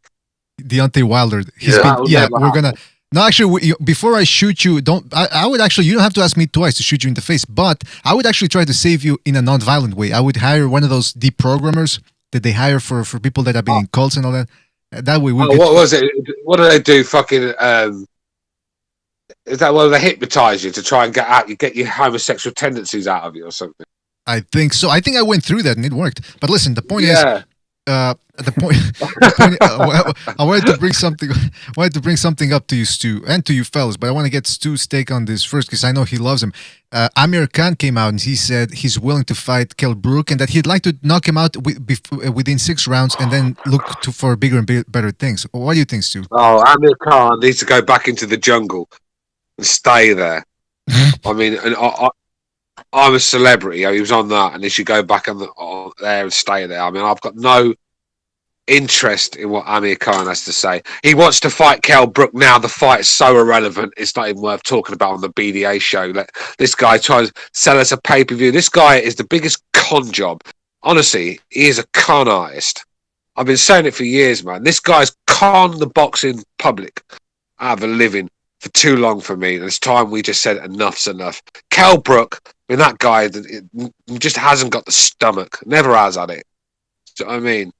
Never had the stomach for it. So I don't want to see that guy in a fight boxing sell ring out again. in the UK? What? Would that fight sell out in the UK? Listen, I don't think it will do very good numbers. It'll do, people. You've got your clown. Look, we're talking about the UK now, mate. They could put 2 fucking donkeys in there. These clowns would pay for it. But what my point is, Wembley Stadium, mate, that wouldn't fill fucking Loftus Road, Queen's Park Rangers Stadium. Never mind fucking Wembley. Get out. I have to do that shuffle. No one wants to see that. 2 fucking guys coming off bad fucking defeats, got nothing left. Come on, man, it's just a money grab, and if you can't see through that, then you deserve to get robbed by Amir Khan. BDA, ask Del what he thinks about that. Del? You mean Del Boy or? Yeah, Del Boy. Is he? Yeah, blue collar sports. He has the perfect analogy. Is he on the? No, he's not on the. He's not here, man. What did he say? Well, it's like a chick who's hot in like university or like high school, middle school, and then 10 years later she comes back as fat, and she basically wants you because you're the last option, and you're like, oh, I don't want you. I'm like, I'm doing good now. I want a younger, hotter girl. That's what Amir Khan and Brook is. That's a good. That's a good way of putting it. Great analogy. It's like, before it was like a hot chick, now it's just a fat slob, innit? At the end of the day, no one wants that fight. Only Amir Khan. I don't even think Kell Brook wants it anymore. That guy's got no stomach. Crawford fucking beat the brakes off him. Come on, man. What's Kell Brook? How Kell Brook can look himself in the camera and convince me that he's going to come and perform? Amir Khan the same. Listen, you con me once, you'll get away with it, but you're not going to con me again. And like I said, I'm not falling for Amir Khan's bullshit no more. I stopped getting excited for Amir Khan when after the Madonna fight. Really, I remember. You don't lie. You're gonna have a party with your friends. You're Yeah. gonna have a party with your friends, and then Well, you know, yeah, watch that's right. The days of having a party with your friends on like an Amir Khan fight are long gone. I mean, come on, man. There's no parties when he's fighting, but there was an occasion where I did get excited for Amir Khan fights. And like I did enjoy the Madonna fight. You know, there was other fights that I enjoyed. Khan Peterson was a great fight. I enjoyed that. You know what I Hey, mean? Stu. Now that Amir Khan's career is basically over, what's Yeah. your assessment of his whole Look, career? Amir Khan's done good things in boxing. You can't take away his achievements, right? Just because he's a con artist, it don't mean he hasn't achieved good. I think he's had a big push for me. I mean, the silver medal, the UK media. Well, he was a diversity's dream, isn't he? You know, the media loved him, and a British Asian, winning a silver medal at 17. They couldn't get enough of it. So he got a massive push. I mean, he was making $1 million before he made a pro fight. Come on, man. I mean, so he's had a big push. And then, like I said, when it comes to world champions, yeah, I mean, got stopped in terrible fashion against Prescott. And then he bounced back. But look who he beat. I mean, he beat a shot Katalnik on the night. Katalnik was just a shadow of the man he used to be. And even then, he weren't that great. But Katalnik was the easiest champion out there. And after that, he just stayed away from anyone with power sort of thing. Well, apart from Madonna. He fought Madonna and nearly lost his head. And then started staying away from people with power. But that Madonna win was his best win for me. And he's done good things. You can't silver medal, world champion. I mean, you can't ask no more from yourself in boxing. So, yeah, of course, you got to take it out of him. But I'm seeing through the bullshit from the last few years. Talked his way into fights. When he fought Terence Crawford, right, that guy was a beaten man before he'd even signed the contract. Did you see how scared he was in the press conference? He was fucking shook to his boots. His bottom lip was quivering. All he was doing is sitting there praising Crawford. Crawford just sitting there, because Crawford's like a block of wood himself. So I don't think he probably even noticed. He's just sitting there waiting for it to end. Everything's fucking tiring at Crawford. He doesn't want to put effort into anything, does he? When it comes to press conferences. But I knew then Khan conned his way into that fight. When he fought Canelo, conned his way into a Canelo fight and nearly lost his life for it. Come on, man. I'm not seeing through this guy no more. Hey, by the way, before we that continue, was like two cons. That was like two cons fighting each other. Hey, Canelo wanted that. I just want to say real quick, I'll Pete. fight Triple G. I just want to acclimate myself to the middleweight division. And then his next fight was Amir Khan. yeah, that was the worst, man. Jeez, Louis, that 2016 Both year. of you guys. The fuck out of here. Listen, shout out to Truth Son for his contribution. He says Stu is gonna rile up those simps of women's boxing. Oh shit! Shout out to Truth Sons. And Truth Sons also said via the super chat, Chin versus Orbital Bone. I got Orbital sending Chin to orbit. Whoa! Truth Sons are coming up with the puns. The same people that back women boxing are the same people that claim they're victims of masculinity. I mean, look, women's boxing is terrible. There's just no excitement in it for me. I mean, all right, let me put it to you this way. Let me put it to you this way. It could be good. It could be good. How often do you see a girl hit another girl, right, and then she falls on the floor, like Wilder when he has people shaking on the canvas, doing spasms and all sorts. You never see that sort of power where you're seeing brutal knockouts. You're not seeing world-class combinations. You're not seeing Canelo. Defensive world-class skills, where these guys are coming underneath shots, fucking parrying shots, little head movements. You're not seeing all that sort of the little craft in boxing, the little skills that make the difference. You're not seeing it. It's just basic street fighting with gloves. I mean, Kate Taylor's sitting there blocking punches with her face. Clarissa Shields couldn't knock fucking candy floss off the stick. Come on, look at Clarissa Shields. That girl couldn't knock candy floss off a stick. Let me put it to you this way. What if, because Seferino Jackson, rather, not Seferino Garcia, Seferino Jackson wrote an interesting article about 10 years ago. He said, look, if you want to make women's boxing popular, make them box topless. Because first of all, it's unfair for women to be covered up while we can be shirtless. I mean, it's a double standard right there, and it's not going to happen. Okay, equal opportunity. So make women fight topless, and and make it 3 rounds so that we can see their floppy tits flop around a little bit more. What do you guys think? Topless boxing, good idea, like Seferino Jackson said, or no? Listen, I don't want to see look, Chris Shaw's tits flopping about. I'm sorry. yeah, I mean, look. If they have to be relevant by getting their tits out, then it just shows us that we do really need women's boxing. I mean, no, we don't. It's just there to keep the fucking feminists happy. They're talking about equal pay. Equal pay for what? I mean, look, if they want equal pay, then let them fight the men as well. See how that works out for them. It's like that stupid dyke from America, another American fucking whining and bitching about equal rights and everything else. Proper snowflakes, isn't they? A lot of them. There was And this American Stu. There was this American soccer player.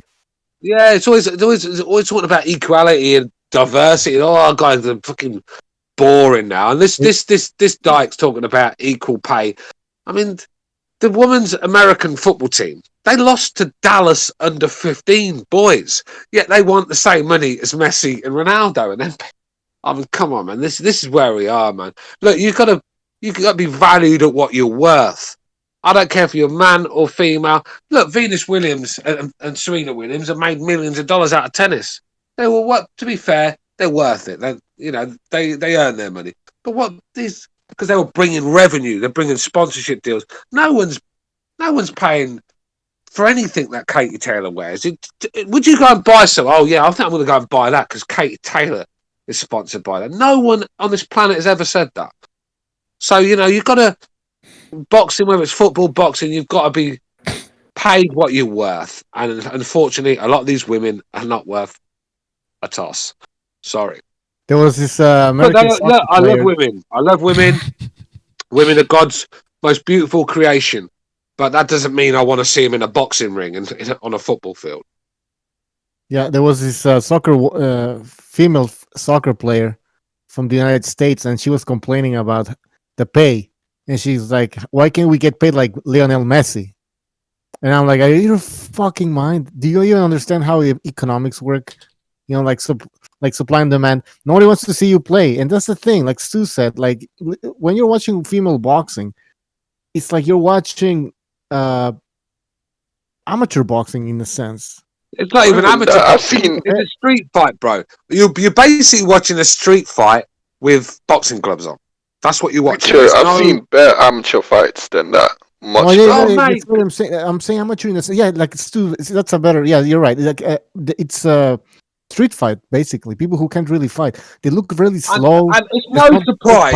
It's no surprise that it's actually females that are actually getting hurt in the boxing ring these days. A lot more than males. I mean, we don't hear the reports, but there's a lot of girls in these underground fights or these back alley fights that they're in that are getting hurt, and because they're not defending themselves, they're blocking punches with their face. And all right, they ain't got power. Look, you don't have to have power. You let someone hit you fucking 250 times in the face, it's going to take its toll eventually. There's no thought. There's no thought behind their process. There's no method behind their work. It's just head down and swing. Katie Taylor's the same. Katie Taylor's just fucking head down, swing for the hills, hope one lands. And in return, she's taken 4 or 5 on the button. Yeah, and what do you know? Whenever you see a woman boxer that actually is kind of good, I usually hear this comment: "Oh, she kind of boxes like a man." So what does that mean? What does that tell you? Exactly. You know what I mean? Yeah. It's like the people Listen, that say, I'm not making it up about women being hurt in the boxing ring. Go and look it up. I'm not making it up. They're not going to want to get these stories out because let's be real, they control the media these days, and it don't look good on women if people are starting to say, look, these girls are getting hurt, so we're going to try and take a back seat on this women's boxing. These feminists, these fucking do-gooders are not going to let that happen. So they're going to keep shit like that quiet. But it's, trust me, there's a lot of girls, obviously not at the top level, but I'm on about the lower levels all around the world and the amateurs as well. They're taking a lot of shots. And, it's not good for them. You've got to be able to defend yourself in a boxing ring. If you can't slip a punch or if you can't block a punch, then you've got no business in there. I'm not saying you should I've block never and split seen. every one of them. I've never seen a women's boxing match in my life. I probably never will. But fuck them. Let them do whatever they want to do. Hey, listen. But I do have a question though. It just What? makes me curious. What is God damn it! I just forget. Oh, who? Great question, man. Yeah, I know it's. There was an all women's ahead, card. Guy. There was an. I'm just saying, who's paying them? I don't know. Someone's fucking paying them. Maybe they're just going to the whole. Paying for what? Women's boxing? No, someone's actually putting it on. I don't know. Someone's actually fucking Well, yeah, because organizing look, Dana White tried to force that shit down our throats for about 2-3 years. They got to a stage where nearly 1 in every 3 card was some female headline in it. I mean, and look, these girls, they had poor records. Look, some of these girls are skilled. I mean, who's the one that beat Cyborg Sanchez? Who's the one? Nunes. Amanda Nunes. Amanda Nunes is a very talented fighter. Very good fighter. Yeah. And Yeah. who's the lesbian looking one as well? The short hair, quite a pretty little thing. That bashed up Fogworth. bashed up the Oscar Polish Wilde. girl. See what I'm saying? I don't watch females fighting. I just Fogworth. can't. Yes. Nama Rose something. Yeah. I mean, Rose there's some, Namajunas. Yep. I think the women they look better in the MMA than they do boxing. I think they hold their own a little bit better in the MMA, a bit more skilled. But You know what? it's You're just right. women's fight is just not for me because it's not the You know best. what? Like you said, I could go and get a 14, 15-year-old amateur guy that knocked these girls clean out. So it means nothing. Do you know what I mean to me? You know what? You're right. You're right. You know what? It's the size of the gloves. It's just too heavy. The smaller gloves and the smaller gloves and the 3-rounders. You know, I'm not going to watch it for a headliner, but it doesn't bother me as much as seeing the way Eddie the Hearn, Dana boxing is White. I slow. mean, look, Dana White and Eddie Hearn. Say we like about their promotion skills. They are good promoters, but they are proper puppets to the establishment, man. They have. Dana White? They've gone by the rules. I Don't you think- worry about that. They've been told you need to start promoting women's boxing a bit more, or MMA in Dana White's case, and they start shoving it down our faces. Look at Eddie Hearn when he talks about Katie Taylor. He talks about her like she's fucking Sugar Ray Leonard and Sugar Ray Robinson rolled into one. She's not. You know, she's not even fucking Smokey Robinson. Still at Let the alone same- Sugar Ray Robinson. At the I mean, same look, time, they have to also. They might get in trouble. They might get like sued, or yeah, then but the company might be in the bad I mean, light. look, you know. even with the Who's gonna tennis, right? Why should the women get the same money as the men when their matches go like 3 sets? What is it? 3 sets and then then say a tie break on the 4th, is it? I don't know. But these men's can go like to 5 sets, but the last set can go on like 20 odd games. You got to win by 2. I've seen men 5-6 hours out there, where women's matches are over in an hour and a half. Yet they get the same money as the men. How's that fair? So they've got a little kick up the backside from in tennis from the establishment sort of thing, where they're getting equal pay when they don't deserve it.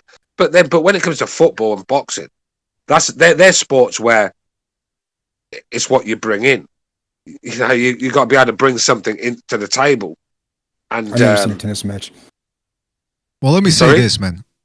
Ping pong. no, I've never seen a tennis match in my life either. But what I'm saying is, why should Serena Williams earn the same money as Federer when Federer could be in a match that's 6 hours long? And she's most of the time she's going through these girls like doorways anyway. So she's in the change room 45 minutes later, earning the same as Federer. I don't see how's that equal rights. That's All right, by my the way, point. real quick, yeah, that's a good point. But real quick, man, I mean, we got to remind people we got a KUMITE tomorrow. To sign up, and a lot of people always like to talk the talk, but they don't want to walk the walk. This is your opportunity. Sign up for the KUMITE. The StreamYard link is in the description there. So come on in, man. Don't be afraid. You can call in too. Numbers right there in the description. By the way, I mean on the screen, we got Jimmy too.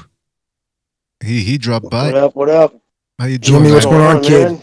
What's going on, Just kid? listen to Stu's love. What's going on, Pete? Just listen to Stu's love for the female game. Yeah, I hate to listen.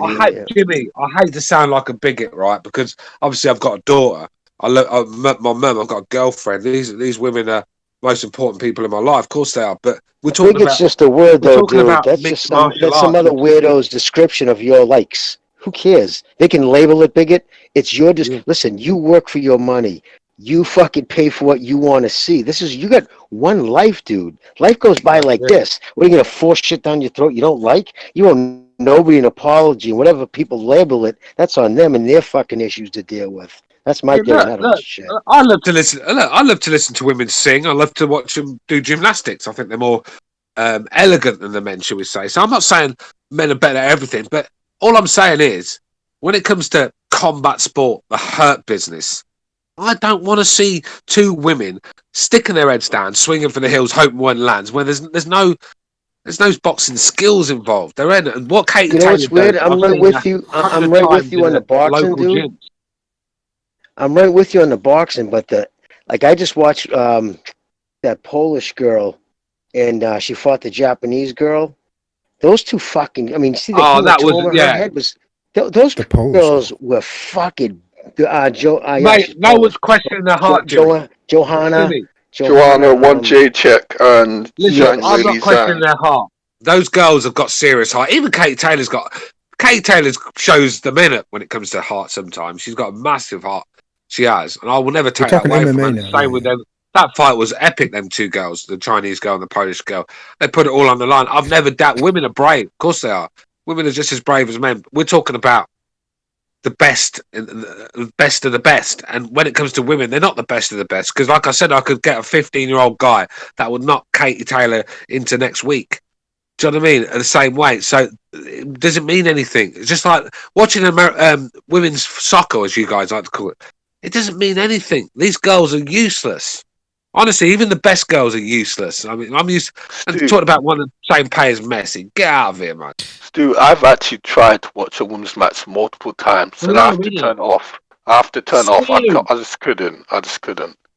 It reminds me of back in the 1920s. You know when they show you clips of football games in the 1920s when the fucking goalkeeper used to fucking let them slip underneath his arms and his leg. The goalkeepers are terrible back then. That's how women's football is. All you got to do is hit the fucking target, and the likelihood is, you know what I mean? They're too slow. They don't have always on the fucking floor rolling around, isn't they? I mean, I know men do it and all, but there's no rhythm behind the game. It's just that's the worst part. It's slow. That's the worst about it. It's so slow, man. Not only that, they lack coordination. Like sometimes they kick the air, like they don't even kick the ball and they fall, and the goalkeeper and their finishing as well. Their finishing is dreadful. It really is. Oh man, just not for me. It's not. I'm sorry, I'm a snob. When it comes to sports, even the women's rugby, I can't watch that. When it comes to sports, I'm a bit of a snob because I've got higher standards. If it's rugby, I do watch a lot of rugby, but I like to watch my internationals, the best playing the best. I don't want to watch England v Samoa, the women's level. I don't want to watch that shit.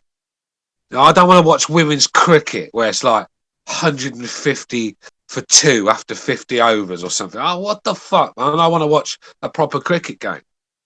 I don't want to watch Katie Taylor swinging from the hills, using her face as a punching bag. You know what? I'm getting very uncomfortable with this whole situation, man. I mean, the toxic masculinity. That's listen. Hold on. Because he brought up cricket. I am a victim of masculinity. Listen, this type of I agree with Stu, man. I it's not for me. And like Jimmy said, great point. Look, if you don't want to pay for it, you don't want to pay for it. But why should you be called a bigot or be debased because you don't want to see women's like a snap and like a strength on display? I'm sorry, I don't think anybody should. If you like women's boxing, I don't think you should be debased. And at the same time, I don't think the people that enjoy women's boxing should debase others. I'm not saying that there's one specific person. Well, actually, you guys said that there are, right? There are people that debase others. Like, oh, you don't watch women's boxing? Yeah, see, I think sorry, they're called simps, BDA. Yeah, I mean, there's plenty of them around, isn't there? Look, I think Hearn should do his woman card. So when Katie Taylor is fighting, then just do the whole card of up and coming women. Get them known to the people that want to watch women's boxing. Don't shove it on the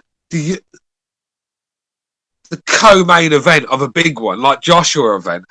That's what he used to do. He'd put a Joshua event on and then put Katie Taylor as the co-main event or something. I don't want to watch Katie Taylor at that time. Get her out of the way so I can sit down and watch the real fights. Sorry, I don't mean to be fucking horrible to Katie Taylor or any other women fight. It's not for me. Hey, to each his own, man. Yeah, To each his do you own. know? Yeah. I think you. I don't know.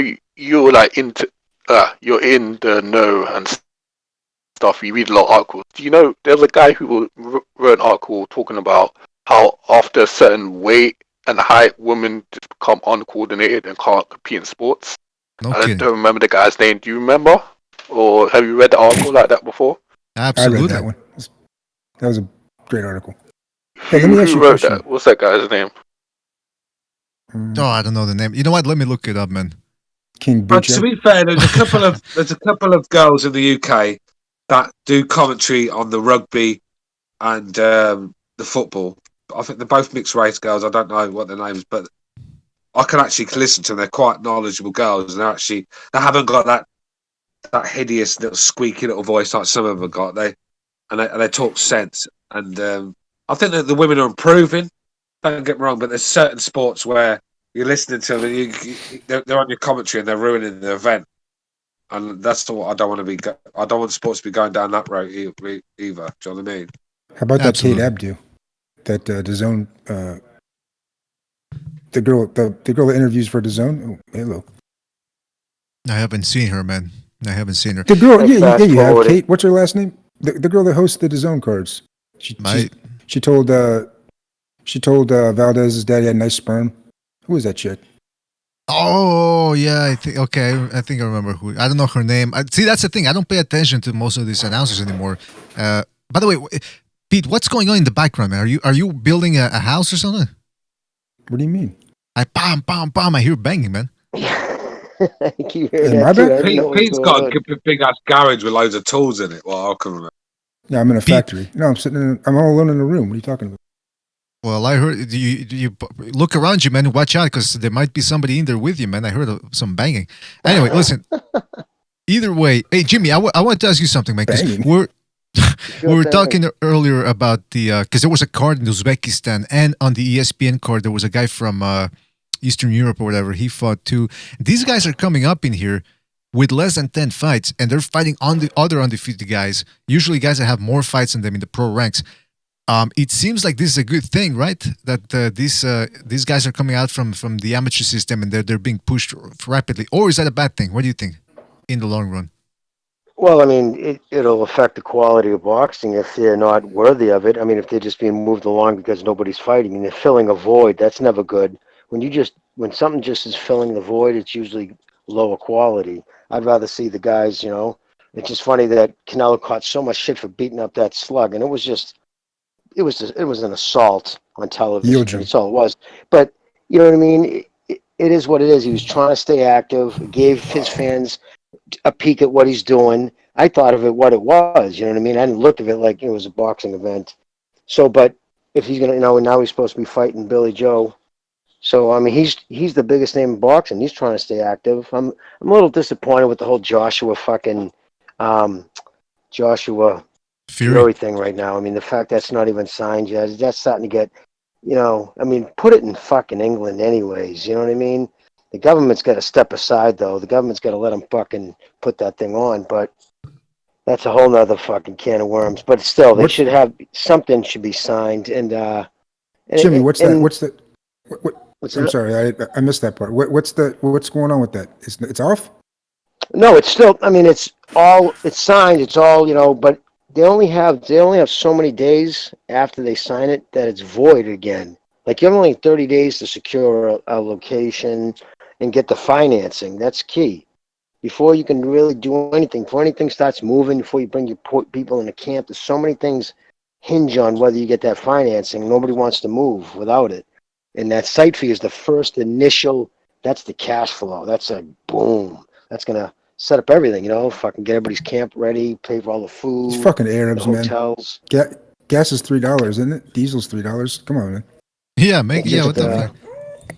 What's the excuse here? And by the way, Jimmy, so do you expect Ring IQ to get his money, or do you think Artman's gonna be making people eat crow? How do you think that goes on? Oh, well, no, see, the fight was signed, so Artman already lost. Like, the fight was signed, legally signed with lawyers. If now Wild had any kind of arbitration, first off, an arbitrator is just it could be. You don't even have to. I don't even think you have to have a law degree to be an arbitrator. And I'm being serious. You could be appointed. You could be a clerk of a court even, but they're not going to determine retired whether you can judges. hold up a contract. Exactly. An arbitrator is not going to look at a contract. You're going to have a contract. You're going to have lawyers. You're going to have a judge, and they're going to rule on it. But my point being, they never would have signed another fight if that was being held over there. If that was actually even a chance, they just wouldn't have. So that arbitration was for a pay. Like Wilder wanted, okay, it's step aside money then. And they're like, no, you don't get step aside money because you let the fucking contracts end. And the bottom line is, see, when that fight, for a third Wilder Fury fight to been signed, it's not just Top Rank. Top Rank would have had to come up with money, and fucking Al would have had to come up with money. There's no money on Al's side to come up with. So without a site fee, they're fucked. So they couldn't even begin to negotiate. So he had to keep on stalling. The same reason why, and everybody doesn't believe that, ask yourself, why is none of the stars even have a fucking fight in the docket? It's all fucking hearsay on, who did they just announce? Brian Perella against Tony Harrison. Fuck. Tony, come on. You think, that's a $200,000 fight total in purses, I bet. Maybe 125 for fucking, Harrison coming off a loss. Was never, was kind of a paper champion to begin with. I don't think he even won the first fight. But that kid Burrell, that kid's gotten fucking knocked out 3 of his last 5 fights. Jeez. You know what I mean? And that's a Fox headline dude in 2 weeks. So that's what I'm saying. So he's riding out the Fox deal. They're not giving him any more money. So obviously, it's like you just sit back and you look at it and say, okay, if Fox was planning on resigning, nobody takes a contract to the last week. Okay, we're going to resign. If they were going to resign and they were happy, they would have resigned, probably announced it 6 months ago, and Heyman would have got that nice cash flow, infusion, and he would have been putting some quality, at least by his standards, because the shit, look at the fucking fights he's put on, dude, for peanuts, because that's all he's going to give them, because it's obvious Fox not resigning, and I think that deal, like Steve Kim mentioned, was fractured when they didn't even hit the half mark on Wilder Ortiz on the pay-per-views promised. So my thing is this. Now I'm hearing rumors, just saying again, this is just rumors, that Trilla is trying to get into bed with Heyman because Heyman's the king of the pay-per-view and Trilla has the pay-per-view capabilities. So that almost seems like Heyman's the king of the pay-per-view. Heyman was supposed to to put an end to everything for free. Exactly. So he's just asking for what he's asking. He doesn't do shit except for ask. He just wants this. He wants this. He wants this. Now everybody has to pay $80. Think about it. He wants people to pay $80 every time fucking Spence steps in the ring. He wants people to pay $80 every time Giovanni Davis steps in the ring. Think about that mindset. So if Spence fights Ugas, which is what they're saying is next, that's going to be pay-per-view too? Pay-per-view, baby. How can Absolutely. it not be? Holy shit, that's They have no choice. Showtime's not going to put up the money. Showtime's really heavily invested in Bellator. They're giving them a lot of spots. They're putting on some tournaments. Did you see that card last night? For all that. Did you see that card? I know. I didn't. I recorded it. I didn't watch it yet. Pretty. I don't know who any of the guys are, but man, it's fucking pretty impressive production there. It's nice production. No, Bellator's bought a bunch of UFC guys contracts on, not just slugs, like Cyborg signed over there. She was out there last night. Holy shit. Yeah, she was basically chased out by Amanda Nudes. That vicious broad. Looking. Fucking hard. Yeah, so but she's Showtime's heavily invested and it's proving it just by since they signed with Showtime, they're signing more talent. That's all money coming from Showtime. That's the fucking network deal. And Showtime, I'm telling you right now, PBC, nobody's talking about it because they don't do interviews, right? There's no press to call. Who do you call? That fucking broad, she would just go, oh, what do you want, credentials? She doesn't give you any answers. Nobody talks to Al Heyman. So there's no way to know. But what blows my mind is the lack of, and Steve's not doing it on a daily basis, and he's washed his hands with the PBC a long time ago, so I don't put that on him. But there's a lot of dudes I still have respect for in this game who aren't writing nothing about that. How come nobody's writing big articles? Like, why is the PBC literally putting on one shit show after another? None of their champions have fucking fights in the lined up. There's the Fox deal's obviously done. Showtime's got their money into fucking Bellator. Nobody's writing about it. Why aren't they? That's in Why? like I write about it. Yeah, go I ahead. don't know. That's Hang on a minute. bizarre, man. It I is have bizarre. no idea. That's your guess is as good as mine. Fair, I guess. I don't know. He doesn't give access to anybody. I mean, Yeah, what's it? Coppenzinger, obviously, that goes to show you what a shill Coppenzinger is, man. I'm sorry. He might be a good guy in regular life, and I don't want to cut him down for that. But, man, when it comes to his profession, he's got no integrity. You know what I mean? The fucking some of the shit he's written just like, makes your teeth ache. But so that's the whole deal with boxing. I don't know where it goes from here. We really don't with like the PVC. That's if it goes bizarre, to Philly, man. that's not good. So Hey, by the way, yeah, call people out for the Kumite, man. Jimmy, call somebody out for the Kumite tomorrow because today's a sign-up day. No one has called in. Well, there's some Chinese dude called in, and the Haitian under 18-year-old challenging Stu, but none of those guys were actually being serious. Actually, we got somebody in the StreamYard right now. We got Guerrero de la Info. Guerrero, you want to call somebody out? Now we're talking. Oh, shit, hold on.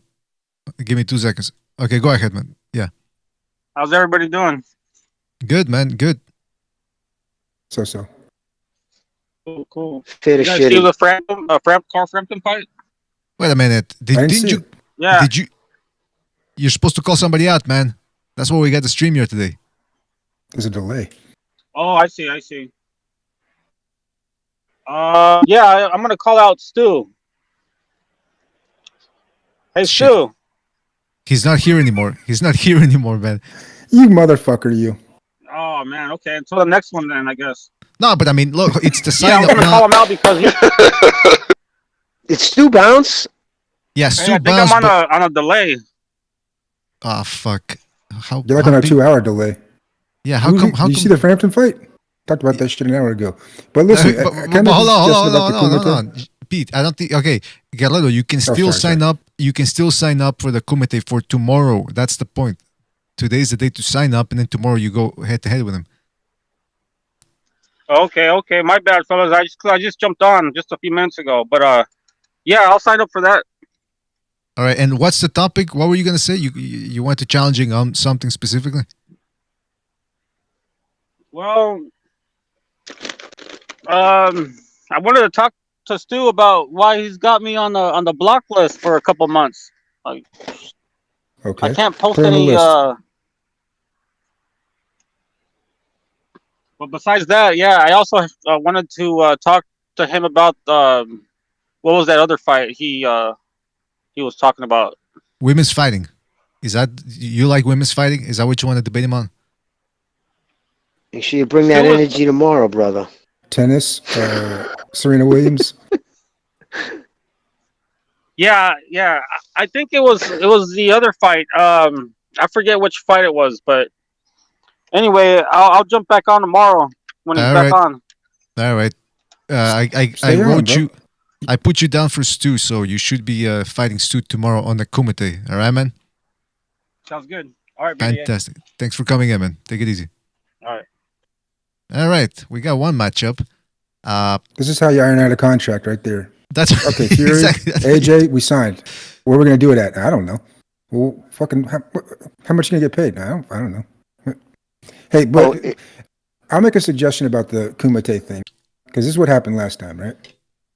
You got guys that you want to have them debate, right? That's the idea. So the problem is, though, that you got to put so if there's an argument that breaks out from here on, right? Let's just say we do this every 45 days, 2 months, whatever, however often they come around. You got to make a list, like a running list, a graphic even. Someone keep a list. And if they start getting into it, but it starts dragging on, we want to move on, then schedule it right then and there. You book the fight, you book the Kumite right then and there. And then after about 30 days, Good promoting, Pete. You'll have a good card, you know? That's a good idea. Thank you. Now the problem is whether or not they show up. Because I remember once Well, we had if they a no few show, what can people, you do They about never showed up. It's like, or they showed up at the wrong time. But yeah, They're that's a in good this idea. weight. We should keep track of disputes and debates. Because shit comes up, you know, shit comes up during regular Yeah. shows. But then, I mean, I'll debate anybody, but any topic, whatever. But We're all just sitting around picking our balls right now. I just Hey, don't want to Butch. debate a kid like it's like I'm back in recess. You know what I mean? With whataboutisms and shit. You know what I mean? I hope if I debate somebody, it's somebody brings some good quality points at least. Well, listen, you don't All get right, I to got choose, one. man. Me versus Jimmy. How close was Well, Vinny you- Pazienza to your fucking Harley? For real? How What's close that? did you really park? How close? Me versus you for you picking on Vinny Honestly, not Paz. that close. Close enough where I took Exactly. offense. That's what I thought. I was a punk, no doubt. Did you exaggerate, Jimmy? Was What? it your fault? Did you exaggerate? Oh, when no, you- no. I didn't exaggerate his douchebagness, though. He was all full Oh, of come himself, on. man. I He was wasn't so even in his bummed out car. because I really liked Vinny Paz as a fighter, too. Man, was he He's such like, I a didn't even drive douchebag in here. person. I didn't even drive here. What's I don't that? even have a car. I don't even have a car. That was your car right next to my house. Fuck. Jimmy's picking on him. His girlfriend had nice titties, though, man. Oh, there you go. Hey, we can talk about her tits. Well, she was if the you- dancer. She was the dancer and shit. Wait. Was I heard she was a pro. She was. Now What? it's coming out.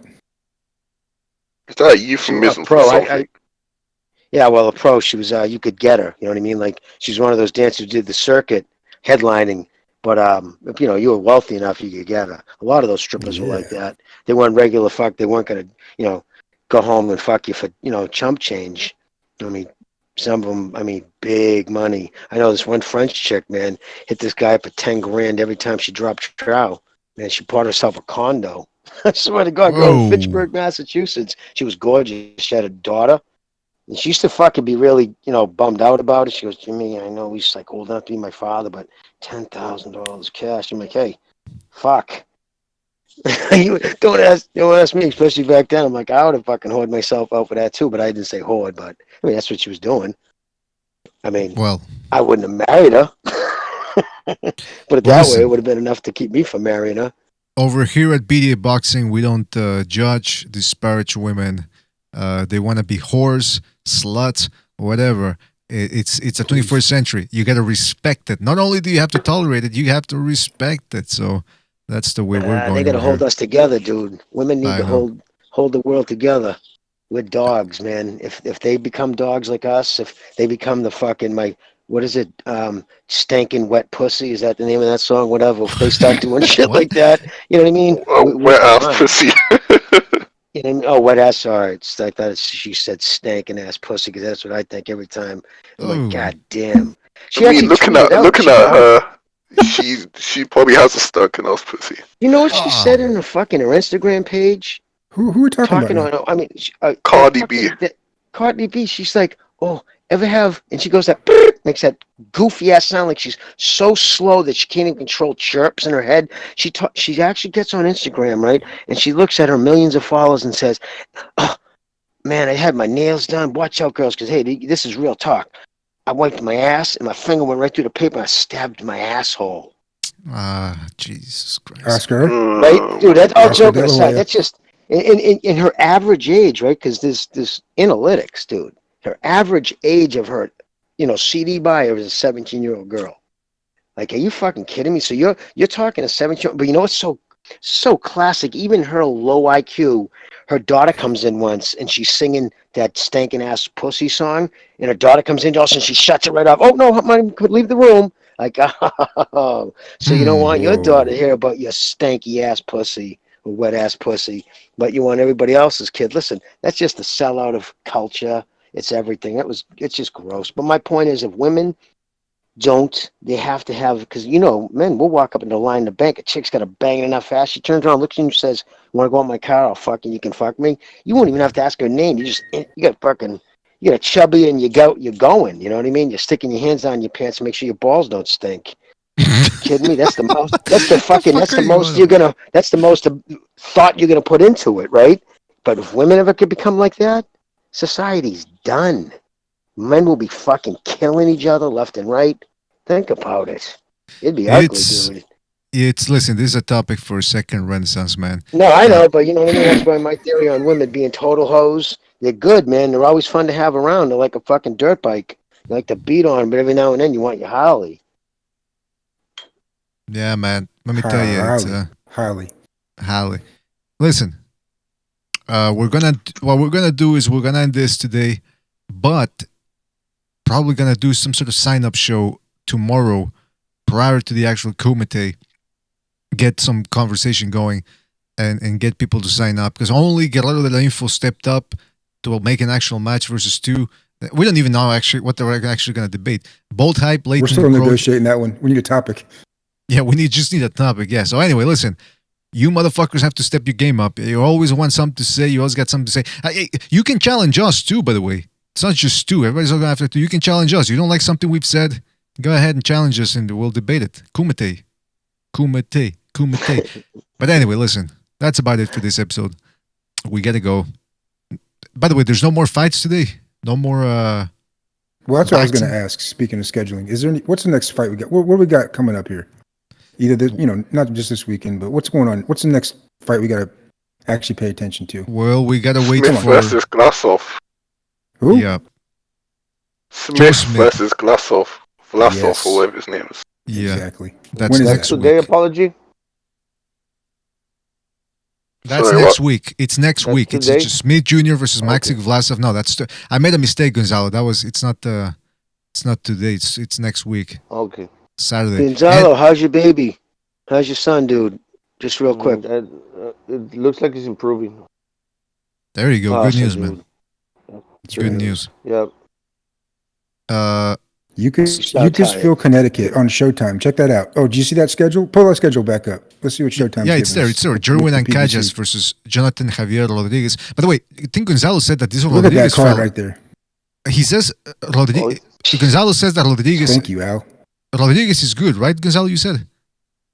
Yeah, he's good. He's got a lot of power. He's the guy that almost killed Felipe Orocuta, another guy in There you have it. 2019. Is he Mexican. headlining your Rodriguez. card, though? That's right. He's fighting he the Filipino headlining? Jerwin Ancajas. I think so. I think that's the main Yeah. event. Oh, let me If just not, that's the clarify. fight. Let me just clarify. So it's Ancajas versus Rodriguez, the Mexican Drago. Then you got Jaron Ennis taking on Sergey Lipinets. That's going to be a big test for him. Hey, by the way, I thought Ennis was with the PBC. When did he? Okay, it's Showtime. Yeah, it's Showtime. Yeah, and then you've There's a got PBC card. yeah, and then Yeah, you but got what about Ngada and that kid? Isn't he a top ranked fighter? well, I guess he Angadis, switched. or whatever his name is. Ancajas, yeah, Unless I he guess he switched. switched. Greek boy. So I know he was with Top Rank. I know at one point. I guess he switched teams, man. Yeah, He switched he promotional used to be, I entities. think. Also, what was I gonna say? Oh, and there's some undefeated. Hold on, let me put it back up. Undefeated dude, El Imantos Tanionis taking on Thomas Delorme for 12 rounds. So that sounds like a pretty solid Jesus card Christ. right there, man. Pretty good, solid card. It's actually better. Come on, dude. Why are you being so nice, dude? That fucking Don't knock card it, is Jimmy. Don't knock it, Jimmy. garbage, dude. I'm That's getting tickets for that. trash. I'm getting Maybe, tickets for Dude, that. I got. come on. If that was on my TV, I'd shoot it. Wait a minute. Come on. Ancajas versus a guy that almost killed somebody. Jaron Ennis, who's a No, top listen, that's prospect. not a bad fight, but I'm talking about is like, what's it doing for the sport? I mean, nobody knows those fucking dudes. You know what I mean? I mean, look at the headlines. That's all what I always go by. Who's the headlines? Delorme? How many times is that fucking No, dude been not beat up? Delorme. Not Delorme. How am I explaining myself? Yeah, I don't. Look, Ancajas is the headliner versus the Mexican okay. Drago. Then you got Jaron Ennis versus Lipinets as a co-feature there, whatever they call it, and some undefeated guy against Thomas Delorme. It's a good test for Stanionis. Thomas Delorme. I think it's a good card. Okay. Look, it's not gonna. Yeah, it's not. But Ennis is gonna walk through fucking Lipinets. Lipinets Oh. not gonna offer anything. He might take the beating. He's a tough kid, and I got nothing but respect for him. He's like just a hard knock kid, and he always goes in against everybody tough. It's just he doesn't have the hand speed. He doesn't have the ring IQ. He follows people around. I think Ennis is gonna fuck him up. Ennis is a legit kid. It's just we don't know his chin. And again, Lipinets isn't a fucking power puncher by no means. He's a cumulative type person to hurt you. So again, it's more strategic. I mean, Ennis, go through his record, man. That dude's never fought anybody with power. That always makes me.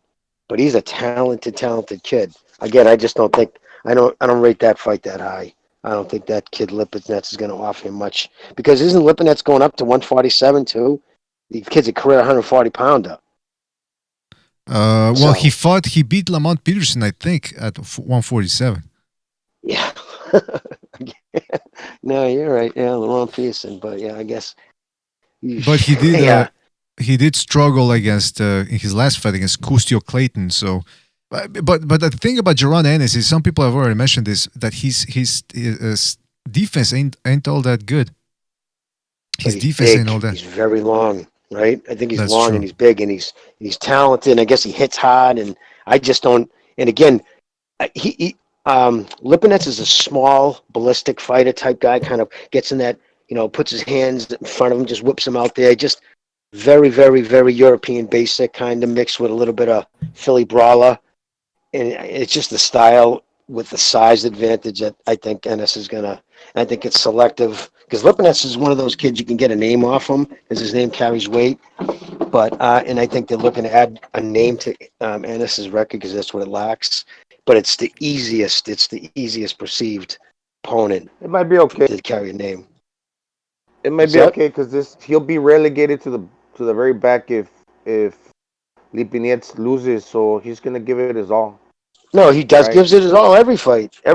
But I have a feeling maybe I might be wrong. Watch Lipinets. Hey, for all I know, he could fucking hang in there and make it a fight. But I just don't see that happening. I think it's gonna be a one-sided fight. He got a draw, and how many times has he lost? Maybe once. Yeah, I understand He everything you're saying. went life and death with Mickey Garcia. Mickey, but this way, he was the kid who made Mickey Garcia. He's the kid who made Mickey Garcia's father say, "You belong at 135," because he fought Lipinets at 140, went life and death with them, right? And so his father, right after the fight, was disgusted. This is why we don't want him 140. Mickey said, "Yeah, I belong at 135, my natural weight. That's why should we fight." Then what does he do? Goes up 2 fucking weight classes to fight Spence. Yeah, that I was. used to think that Jimmy was like throwing a little shot on Mikey Garcia when he calls him Mickey. I used to go, I was laughing at first, but that's just the way Jimmy says it. Mickey Garcia, Mickey. Hey, Mickey. Hey, yeah, and you also, Mikey. Mikey's fucking. I call him Mikey if he was fucking. If he was 12. You keep referring to Gervonta Davis as Giovanni Davis too. Is that a dig at him or is that a... It's like because it's like fanning fun on. Get the fuck out of here, Mickey.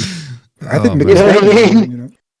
But yeah, no. So Mickey, I can't Mickey. So Mikey, you know what I mean? Like, come okay, Mikey. Sure.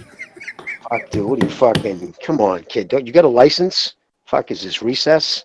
Mikey Fuck Tyson. outta here. Mikey, Hey, yeah, Jimmy, I have true. a question for you, man. I know you're tight with oh, here we go. Ward. Yes, that's right. So, were you like the Emmanuel Augustus fight? Oh yeah, of course I was. Or, The I mean, one you ever in, talk to at Hampton talk Beach? to Ward about? Yeah, like, did you ever talk to Ward? Like, what the fuck is he doing? Like, what is up with that? Did he ever talk to you about that fight? Like, this guy is just fucking dancing around. Like, the fuck? Was that the fight of the year? That the one was the fight of the year? Because I know we won like 2 or 3 years in a row. But it was up at, what's weird about Hampton Beach too? That place was like fucking 100 degrees in there too. And Mickey liked it hot. But I was always fucking trying to find a spot somewhere that could not suffocate. But yeah, no, there was good fights there. No, I didn't miss. There wasn't many fights from 1993 on that I missed the Mickeys. I think there's 2 or 3. That was it. We made them. And dude, fuck, some of the stories just getting down to his fights and when we were kids. One time, dude, it was crazy, man. We had to steal 2 cars on the way down. The car we drove down, the kids, my cousin's husband just passed away, young, 50 years old, heart attack. But man, it sucks. But anyways, we took his IROC, what was a shitbox, 5 of us. The thing died on the fucking highway, so we just pull over. Fuck, he takes the license plate off the car. But I'm gonna tell my buddy Ronnie, I'm like, dude, doesn't he realize they're gonna find the VIN? But he just wanted more time to get, plus he wanted the license. So there was a cab driver sitting on the side of the road by a restaurant. He goes, hey, you got any tools? You got a screwdriver I can borrow? And the cab, there's like 4 other dudes standing across the street, sitting there. And he's like, yeah. And he goes, I'll bring it right back, I promise. Davey Mendoza was my cousin's husband. So he fucking runs in the parking lot, comes flying out this fucking another IROC, but this is a nice Beautiful. one. Traded Stops. it in right there. Hands the dude his fucking, his screwdriver back, pulls up. But then it was miserable for me because I didn't want to get arrested, because back then that was when I was trying, I was in a fucking, when I was a CO. And I was like, guys, I can't be in a stolen fucking car, man. They're going to come down on me. And he wouldn't stop driving, like he was driving like fucking 85, 90. It's a brand new car. What do you expect? What the fuck? Oh, but they were throwing the CDs out of the window because they had Madonna and shit in the car. He deserved yeah, it, no, so. and they were pissing, and because we were running late, so they were pissing in fucking bottles, and it was going all over. I was miserable, but it was funny though. Looking back, it was funny. He even did a fucking break stand in front of the Trump Taj Mahal when we showed up. Why not? But yeah. Hey, listen, where he used the screwdriver to punch the column? Yeah, he did. I'm not a car thief. Was it one of the Myrocs, the 86 with the T-tops, that style? Well, it was the 90s. It was the 1994, 93. It was like brand new. I mean, pop the fucking ignition. Just pop the ignition. Chevys were always like that. I was never into like fucking doing that shit. But yeah, he just popped the ignition, shoved the screwdriver right inside. Can I borrow a screwdriver? Yeah, I did. Dude, he handed it back to the guy. But the dude, you could see the look on his face the whole time. He was sitting in the cab watching us fucking going down the highway. You can I borrow a screwdriver? He comes pulling out of a parking lot. Thing almost on two wheels going. Oh my God. That's hilarious. It was a nut. Where did a man get the heart attack, Jimmy? At 50, what was he over? 50 years old, dude. And what's even worse, dude? 3 years earlier, he got blown up at work, man, caught on fire. He had a fucking industrial accident, man. He was looking at getting big money. I know that's still probably going on for my cousin Linda. They got grown children now. Well, the youngest boy is 17, but, fucking, he just started being able to, play softball again, right, and then just bang, he died of an aneurysm, 50 years old, just dropped. That's young, dude, to die of fucking aneurysms when you got 17-year-old children, but. So anyways, that sucks. But I was one of Mickey's best friends. A lot of Mickey's best friends haven't made it to Mickey's age. Mike Thine is another kid. He hung himself. That was one of Mickey's best friends. And then another one of Mickey's best friends was shot and killed.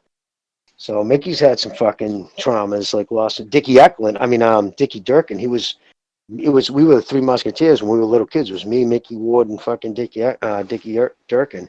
And our senior skip day, we were all fucking at the and he crashed his motorcycle, man. He got killed. Sucked. 18 years old. He got hit by another car. Arturo Gotti, death must have been pretty traumatizing for him too, right? Mickey was crying like As a an older fucking man. Oh, what's that? What's that, Gonzalo? No, that's like when he was older. But anyways, I mean that must have been hard on him. What's that? When Arturo died? Yes. Oh yeah. No, he was devastated, dude. Devastated. I wouldn't doubt it if he slapped that broad's wife. He knows that woman killed him. Everybody knows she That's did. a shady bitch. I don't know that. Jimmy, did you happen to catch Ward doing an interview with who's the guy that co-hosts that has to keep up with Teddy Atlas on that show? You know this guy Ken Radow? He's a Boston guy. He's got to be. I didn't see the interview. No. You familiar with the show, the Atlas's show with the guy that co-hosts the show with him? Yes. Teddy Atlas's show. Yeah, he sat down and did like an hour with them both, and they're both COs together, I guess. Or no, this guy Radow was a CO as well. Yeah, Boston. Mickey was too. He's got to be from Boston, huh? Yeah, Mickey was too. Mickey was a CO. I think that's what they were talking about. Yeah, he said he was in there. He hated it too. He said he was in there, and all of his buddies would come in and get booked, and they'd pick him up and spin him around on their shoulders, and just like it was like horseplay. Yeah, I mean, Mickey was more of a celebrity in there by then. Anyways, he was already a pro boxer. I mean, think about it. He fought at the Sugar Ray Leonard Marvin Hagler fight. He was on the undercard of that. One of his first pro fights. I think his third or fourth pro fight was on the undercard of that. Out in Vegas. He started late. I thought he'd started in the late 80s. Well, I didn't know he was fighting in 87. Then he retired for 5 years after with his hands. He just, it broke 5 times in a row, just folded like an accordion. So until the German doctor then he did that comeback, and everybody was like, he had a name enough where that's how it happened. He just had that name where okay, you got that name. It's a good building block. And because he had lost 5, people would just go by that record. And then he just kept beating that kid Green. That was one of the best fights he's ever done. He was losing on all the scorecards, by 1 or 2 rounds going into the 12th. I'm looking it up here. It's held at a hockey rink in Salem, New Hampshire. Looking it up here. His first fight was in 85. What's that? His first fight was in 85. His first pro fight. Jeez, Louise, that's going way back. 19 years old, yeah. For them to have made a movie about his life, and that's not to include the trilogies with Arturo Gatti, must meant that his crazy, life was right? very interesting. And you to have like been his friend, it kind of shows that maybe you had like the same interesting life, man. That you could make a movie about you too. Must have you fucking heard I'll his tell you stories? right, Mickey would tell you my life was much more like crazier than his. Like I've done more crazier things in our lives. Like Mickey was just what you see is what you get. He was always that dude, he'd never not show for a party, drank like a fish when he showed up, loved his beers, great dude though. Great guy. The only thing I can say is if you're a bully, he's just not the dude to be around because he hates bullies. He hates people who pick their spots. But he's never really started fights. But he always had kids to get him into them, But Mickey was a good kid. But he was just a typical jock, though. He's more with the jocks. I kind of hung with more of a crazy crowd, especially after we get older. And I'll be honest, after Dickie Eklund died, I keep saying Eklund. Dickie Durkin died. It was just, I saw something in the paper just recently about that. But anyways, it was hard for us to kind of hang out because it made us hurt. Because, when I saw him, I thought of Dickie because it was always the 3 of us, you know what I mean? So even though there was fights, I went to his fights, and even though I was there, he'd find old lady, dude, why don't you come back? Say, I'm like, dude, what? So I can walk up and be one of the other 50 fucking people. Hey, Mick, what's up? Great fight, or Yeah. It's just so, because you always have family there and shit. You don't need people running in and fucking. But there was fights I did definitely do that, obviously, but hung around like Green. I did. I met that kid's father and him. He was a nice kid, Reggie Green. Real nice kid. His father trained him. Real polite, well-mannered.